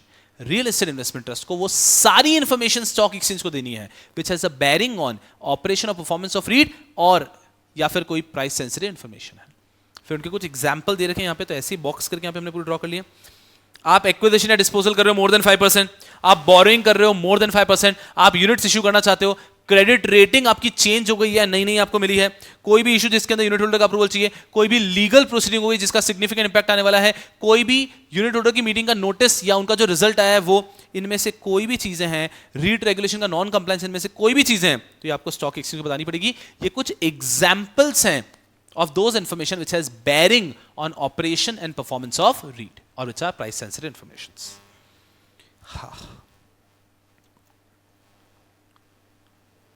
थक गए कह रहा हूं। ये हमने क्या पढ़ा है पता है? ये हमने ये सब पढ़ लिया। एलिजिबिलिटी क्राइटेरिया से शुरू किया था हमने, याद करो। स्पॉन्सर, उसके कुछ 5%, 15%, 20%, 20 crore, 100 crore, 5 years। Debenture trustee, debenture trustee regulation के अंदर होना चाहिए, सॉरी ट्रस्टी हमारा डिबेंचर ट्रस्टी रेगुलेशन में होना चाहिए, एसोसिएट नहीं होना चाहिए स्पॉन्सर और इन्वेस्टमेंट मैनेजर का। फिर इन्वेस्टमेंट मैनेजर, उसके अंदर हमने पढ़ा 10 CR, 2 एम्प्लॉइज, 5 years, उसका 5 years। उसके बाद में उसके 50% डायरेक्टर्स या गवर्निंग बॉडी मेंबर्स होने चाहिए इंडिपेंडेंट, किसी और रीड के नहीं होने चाहिए। ये सब हमने पढ़ा एलिजिबिलिटी में। फिर इश्यू अलॉटमेंट ऑफ यूनिट्स हमने चक्री बना के 6 पॉइंट्स के अंदर पढ़ा। उसके बाद में listing and trading of units 6 points पढ़े, जिसके अंदर 3-3 डिवाइड किए, जो पहले पढ़े थे, जो पहले से पता था ऐसे। Delisting of units 6 grounded delisting और डीलिस्टिंग का प्रोसेस अलग से। Investment condition and distribution policy, investment condition के पॉइंट्स पढ़े हमने, कैसे याद किए, 1 टिक 2 क्रॉस। उसके बाद में 10%, 20%, 26%, 51% एंड 80%, और लास्ट में 3 years। और बोरिंग तो इजी है, 90% जो भी होता है वो आपको बांट देना within 15 days of 6 months। Distribution policy, फिर बोरिंग एंड डेफर्ड पेमेंट हमने पढ़ा। ये बहुत इजी था, 3 ही पॉइंट है कि आप 25% तक बोरिंग कर सकते हो, डेफर्ड पेमेंट रख सकते हो, उससे ज़्यादा करना है तो क्रेडिट रेटिंग, यूनिट होल्डर का अप्रूवल, और मैक्सिमम 49%, उससे ज़्यादा आप कर ही नहीं सकते हो। डेट सिक्योरिटी भी इशू कर सकते हो, बट वो लिस्टेड होनी चाहिए। फिर राइट ऑफ यूनिट होल्डर हमने पढ़े कि 4 राइट्स होते हैं। फिर मीटिंग उनकी कैसी होती है, किस अप्रूवल के लिए मेजॉरिटी चाहिए, किसके लिए 1.5 times चाहिए, किसके लिए 75% चाहिए। फिर हमने लास्ट में पढ़ा डिस्क्लोजर, 3 प्रकार के डिस्क्लोजर हैं। शेड्यूल 2 के सारे डिस्क्लोजर करने पड़ेंगे ऑफर डॉक्यूमेंट के अंदर, शेड्यूल 4 के सारे डिस्क्लोजर आपको करने पड़ेंगे half yearly report, annual report के अंदर, और लास्टली सारी इंफॉर्मेशन जिसका बेरिंग है ऑपरेशन परफॉर्मेंस ऑफ रीट या फिर प्राइस सेंसिटिव इंफॉर्मेशन, वो सारी आपको देनी पड़ेगी स्टॉक एक्सचेंज को। I hope you're all with me, I hope you're all with me. यहां पे आपके पूरे के पूरे कोर प्रोविजंस हो जाते हैं कंप्लीट। इसके बाद में क्या और पढ़ना है हमको? हमको ये 3 चीजें पढ़नी है बस। Guidelines for real estate investment trust by SEBI, SEBI ने जो जो गाइडलाइंस इशू किए on real estate investment trust, वो सब यहां पे। Governance norms under SEBI, LODR से रिलेटेड, और स्ट्रेटेजिक इन्वेस्टर। अगर आप देखोगे तो सारी कठिन चीज हो चुकी है, बहुत इजी है, एंड वी वुड विश के एग्जाम में क्वेश्चन है और हम फोड़ कराए रियल एस्टेट इन्वेस्टमेंट ट्रस्ट। ये तीनों चीजें करनी है। गाइडलाइन से मैंने क्लियरली लिखा है, जस्ट रीड, पूरे आईसीडीआर की कॉपी कर लिया है, बहुत इजी जाता है। गवर्नेंस नॉर्म पूरा एलओडीआर की कॉपी किया है, तो ये आईसीडीआर वो एलओडीआर, और एक आखिरी में जो एक स्टार टॉपिक है strategic investor. Strategic investor exam में पूछने की बहुत प्रबल संभावनाएं रखते हैं। तो ये पूरी चीजें हो जाती है wrap up. I hope you're all with me. हाँ, आप लोग चाहें तो अभी एक 5 मिनट का ब्रेक ले सकते हैं, ठीक है? 5 मिनट का ब्रेक लेके शुरू कर सकते हैं। यहां पे आपको इमीडिएटली स्टार्टेड दिखेगा, मतलब मैं अभी तुरंत ही स्टार्ट कर दूंगा। आप लोग चाहो तो एक 5 मिनट का ब्रेक ले सकते हो, बिकॉज हो सकता है टू मच ऑफ इन्फॉर्मेशन लग रही हो। अगर आप चाहो तो एक 5 मिनट का ब्रेक ले सकते हो, और ताकत है यार तो मेरे साथ अभी ही तूफान तरीके से भिड़ के कंप्लीट कर लो। वंस आई एम डन, उसके बाद में खुद से एक बार पूरे समरी नोट्स को अच्छे से पढ़ो। फिर आप खुद बुक बंद करके कोशिश करो कि मुझे पॉइंट याद आ रहे हैं क्या, इशू अलॉटमेंट में क्या था, इतने पॉइंट से इतने पॉइंट से इतने पॉइंट से, देखो कौन कौन से पॉइंट मिस हुए, और इस तरह से चैप्टर को कवर लो पूरा का पूरा कंप्लीट एंड सॉर्टेड। एक भी मार्क्स इस चैप्टर से हम छोड़ेंगे नहीं। चलो, यस यारों, चलो लेट्स इट। चलते हैं हम लोग guidelines for read by SEBI. सबसे सुंदर बात यह है कि अब आपको कुछ भी हेफ्टी पढ़ना ही नहीं है, आपका पूरा का पूरा सेशन अब जो है ना बहुत ज्यादा आसान। Guidelines for read by SEBI दिखने में बल्कि है, बट यारा इतनी प्रेम से आपके लिए समरी बनाई कि आपको बिल्कुल परेशानी नहीं होगी। SEBI's guidelines for public issue of units, just read. ऐसा क्वेश्चन आना कठिन है कि आप गाइडलाइंस बता दो, ठीक है ना, ऐसा क्वेश्चन आना कठिन है, तो आप अच्छे से इसको समझो, आप कोई भी क्वेश्चन आएगा उसको आंसर मस्ती से कर पाओगे। सबसे पहला है filing of offer document, same as ICDR, आपको कुछ भी नहीं करना है। क्या लिखा है यहाँ पे, जैसे कि आईसीडीआर में पढ़े थे कि ड्राफ्ट ऑफ डॉक्यूमेंट सभी को देंगे, साथ में ड्यू डिलिजेंस सर्टिफिकेट भी देंगे, draft of document stock exchange को भी देंगे, वेबसाइट पे भी अपलोड कर देंगे तीनों की, merchant banker, SEBI, stock exchange. उसके बाद में सेबी ऑब्जर्वेशन देगा, उस ऑब्जर्वेशन को इंक्लूड करके सेबी और स्टॉक एक्सचेंज को देंगे, और उसके बाद में फाइनली हम ये ऑफर डॉक्यूमेंट देंगे इन्वेस्टर को। पहला टॉपिक खत्म, 9 पॉइंट्स में सारे गाइडलाइंस को कवर किया, उसमें पहला पॉइंट हो जाता है complete. Second, allocation in public issue. जब भी आप पब्लिक इशू कर रहे हैं, पब्लिक ऑफर कर रहे हैं, कम से कम 15% आपको अलोकेट करना है for public investors and maximum 75% आप रख सकते हैं फॉर इंस्टीट्यूशनल इन्वेस्टर। तो इंस्टीट्यूशनल इन्वेस्टर्स के लिए मैक्सिमम 75% और मिनिमम 25% पब्लिक इन्वेस्टर के लिए अलोकेट करना है of public issue, easy. Third, anchor investor, कुछ भी नहीं पढ़ना है, पूरा आईसीडीआर का copy paste. Who is an anchor investor? Anchor investor refers to a investor who is a QIB who has made an application for 10 CR or more in a book building issue on main board। खत्म। Anchor investor के लिए issue open हो जाता है एक दिन पहले, उनके लिए अलॉटमेंट हो जाता है ऑन द सेम डे। इनके ऊपर अलॉटमेंट होता है डिस्क्रिशनरी बेसिस के ऊपर। अगर इनकी जो प्राइस है जिस पे इनको अलॉटमेंट किया है उससे ज्यादा आ जाती है बुक बिल्डिंग प्राइस, तो इनको वो रिमेनिंग पैसा लेकर आना है within 2 days। 60% of the total institutional investor का portion can be reserved for anchor investor. सब कुछ सेम है, कुछ भी मेहनत नहीं करनी है। फोर्थ पॉइंट पे आता हूं, दीज आर गाइडलाइंस, बहुत इजी जा रही है, बस मैंने कहा जस्ट रीड देम ऑल, 3 पढ़ लिए, बहुत इजी है। Fourth, security deposit. जैसे आईसीडीआर भी कहता है कि आपको स्टॉक एक्सचेंज को एक सिक्योरिटी डिपॉजिट देना है, वैसे ही रीट रेगुलेशन भी कहते हैं कि आपको स्टॉक एक्सचेंज को एक सिक्योरिटी डिपॉजिट देना है। गाइडलाइंस में भी कह रखा है कि आपको एक सिक्योरिटी डिपॉजिट देना है। This will B 0.5% of the entire issue size और 5 CR whichever is lower। 0.5% of the issue size और 5 CR whichever is lower, ये सिक्योरिटी डिपॉजिट रहेगा। Next, opening of the issue and subscription period. अच्छे समझना, opening of the issue, issue open कब होगा? हमने सबसे पहले सेबी को दिया था ड्राफ्ट ऑफर डॉक्यूमेंट, फिर सेबी ने ऑब्जर्वेशन दे दी, ये ऑब्जर्वेशन को मिला के हमने बना दिया फाइनल ऑफर डॉक्यूमेंट, ये हमने वापस सेबी और स्टॉक एक्सचेंज को दिया। ये जब हमने फाइनल ऑफर डॉक्यूमेंट सेबी और स्टॉक एक्सचेंज को दिया है, उसके 5 दिन के बाद issue can open. So filing of offer document with SEBI, final offer document, उसके 5 डेज के बाद issue can open. Issue period will be minimum 3 days, maximum 30 days। फिर जब इशू पीरियड कंप्लीट हो जाएगा, उसके 12 days के अंदर अलॉटमेंट या रिफंड करना होता है, ये हमने ऑलरेडी पढ़ा। पहला point, the offer period can be maximum 30 days। Second point, in case of revision of price band, अगर कभी भी आपका प्राइस बैंड रिवाइज होता है तो offer period will extend by 3 नहीं 1 day। ये offer period will extend by 1 day subject to maximum 30 days। बिल्कुल ठीक है। एंड और सर ये कितनी बार हम रिवाइज कर सकते हैं ऑफ हमारे प्राइस बैंड को? Price band can be revise only twice. बहुत इजी चीज हो गई है, हाईलाइट कर दिया और सिंप्लीफाई रखने के लिए। 6th point, price and price band. आपका जब भी आप प्राइस बैंड को अनाउंस करना चाहते हैं, आपको प्राइस बैंड अनाउंस करना है इशू ओपन होने के 2 दिन पहले in newspaper as well as on the website. आपको प्राइस बैंड अनाउंस करना है 2 दिन पहले इशू ओपन होने के in newspaper as well as website. Website कौन सी? तीनों वेबसाइट जहां पे हमने ड्राफ्ट ऑफ डॉक्यूमेंट अपलोड किया था। न्यूज़पेपर कैसे? कौन से? वो सारे न्यूज़पेपर जहां पे आपने प्री इशू एडवर्टाइजमेंट दिया है। नेक्स्ट, जैसी बिडिंग हो जाएगी, फिर मैनेजर, इन्वेस्टमेंट मैनेजर और आपका मर्चेंट बैंकर बैठ के कट ऑफ प्राइस निकालेंगे। हर वो व्यक्ति जिसने कट ऑफ प्राइस के ऊपर बिड किया है उसका bid will be accepted. Differential pricing यहाँ पे अलाउड नहीं है, तो सबको सेम प्राइस पे अलॉट किया जाएगा। Price and price band. 6th, 7th, bidding process. Bidding real estate investment trust में पूरा का पूरा होगा आसबा के फॉर्मेट में। आप अपना बिड कम एप्लीकेशन फॉर्म देंगे सेल्फ सर्टिफाइड सिंडिकेट बैंक को। Self certified syndicate bank will accept it up. Thereafter वो आपके फंड्स को ब्लॉक करेंगे, इसको फॉरवर्ड करेंगे स्टॉक एक्सचेंज के पास। स्टॉक एक्सचेंज से होते हुए आ जाएगा रियल एस्टेट इन्वेस्टमेंट ट्रस्ट के पास। नॉर्मल आसबा का पूरा process. Second, bidding may be close for institutional investor 1 day prior. सबके लिए जब बिडिंग क्लोज हो रही है उसके 1 दिन पहले इंस्टीट्यूशनल इन्वेस्टर के लिए बिडिंग को क्लोज कर देंगे। But we have to ensure कि हर एक को, इंस्टीट्यूशनल इन्वेस्टर को भी मिनिमम 3 days ऑफ बिडिंग मिले।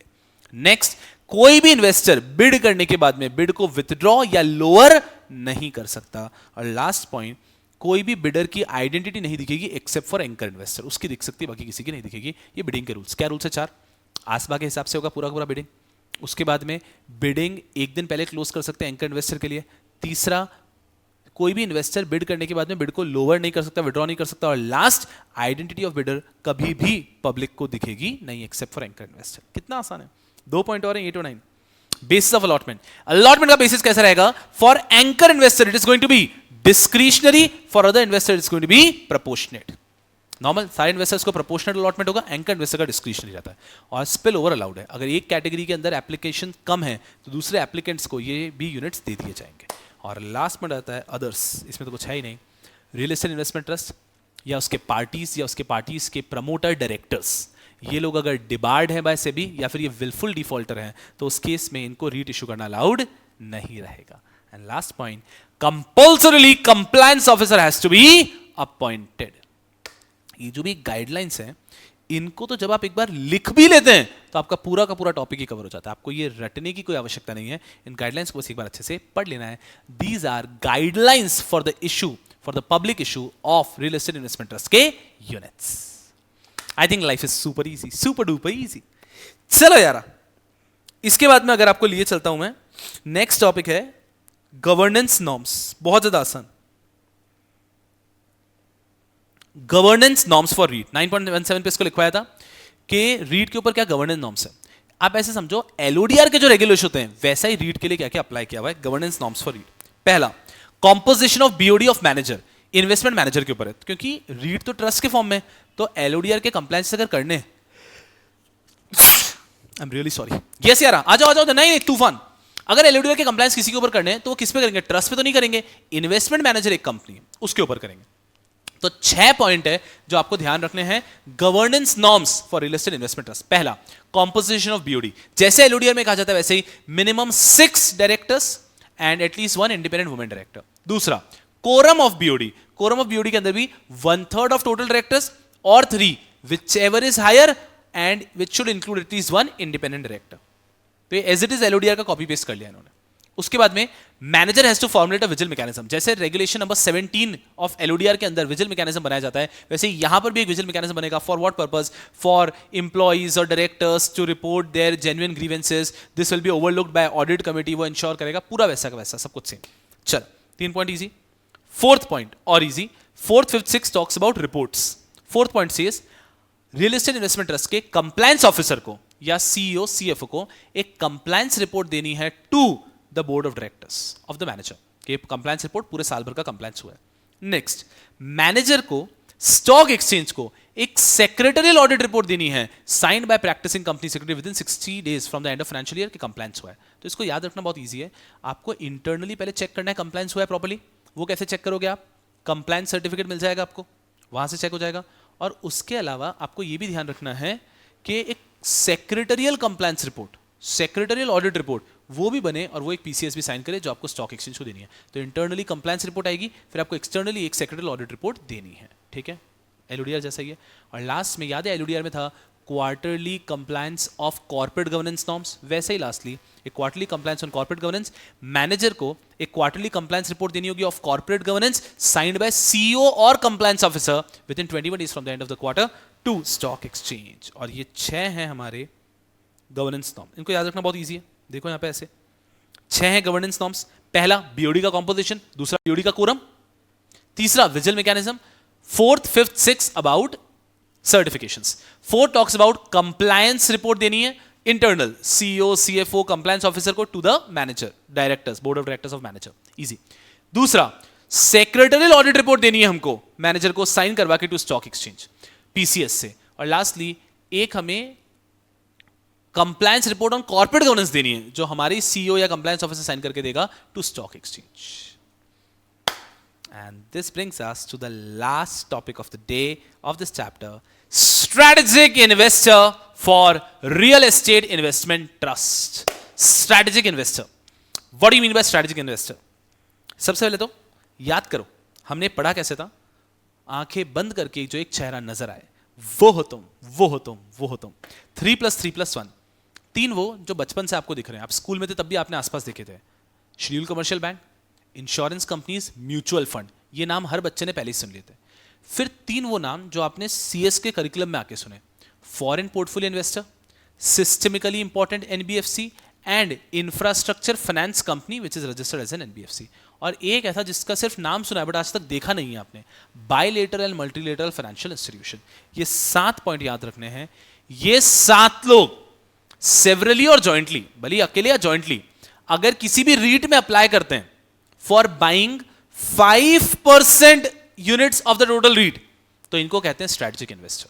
तो what is a strategic investor? Strategic investor refers to if these 7 people severally or jointly make an application to REIT to invest, they are investing not less than 5% or more in REIT, they are termed as strategic investor. दो condition है, इन सातों में से होना चाहिए आपको, और साथ में कम से कम 5% इन्वेस्ट कर रहे हो REIT में, तो आपको कहेंगे स्ट्रेटेजिक इन्वेस्टर. इन सातों में से होना कितना आसान है? देखो पहले 3 लोग जिनको आप हमेशा देखते आए हो, schedule commercial bank, insurance companies under IRDAI and mutual funds. उसके बाद में 3 जो CS के करिकुलम में आके देखा हमने, systemically important NBFC, infrastructure finance company which are registered as NBFC, and last one is what? Foreign portfolio investor. बिल्कुल ठीक है. और एक जिसको हमने हमेशा सुना है, देखा नहीं है, bilateral multilateral financial institutions. बहुत easy. If they are investing more, not less than 5% units in REIT, मतलब REIT के जो भी टोटल यूनिट्स है उसमें से कम 5% तो यही ले रहे हैं, they'll be termed as हमारे strategic investor. पहले strategic investor क्या होता है क्लियर हुआ, और उसका मतलब प्रोविजन फॉर स्ट्रेटेजिक इन्वेस्टर. इतू सा minimum holding of strategic investor has to be 5%, maximum holding can be 25%. तो strategic investor minimum 5%, maximum they can hold 25%. Next lock in, इनके ऊपर लॉक इन लगता है for 180 days from listing. Listing से 180 days तक strategic investor units को बेच नहीं सकते. और last, units can not be issued to strategic investor at a price lower than public issue price. तो 4 प्रोविजन है स्ट्रेटेजिक इन्वेस्टर के. मिनिमम 5%, वो तो डेफिनेशन में कवर हो गया. Maximum 25%, second lock in of 180 days, and lastly इनको units आप नहीं दे सकते पब्लिक इशू प्राइस से कम में. And this is all about real estate investment trust. I believe मजा आ गया होगा यारों. I think one of the finest revision में से एक रिवीजन ये है, रियल एस्टेट इन्वेस्टमेंट ट्रस्ट. और इस तरह से we are able to cover the entire real estate investment trust. I hope you're all with me. I hope you're all studying very nicely यारा. खूब पढ़ो एंड खूब आगे बढ़ो. Make me proud, make your parents proud, make everyone around proud. Bye bye. Take care. Bye bye. Yes.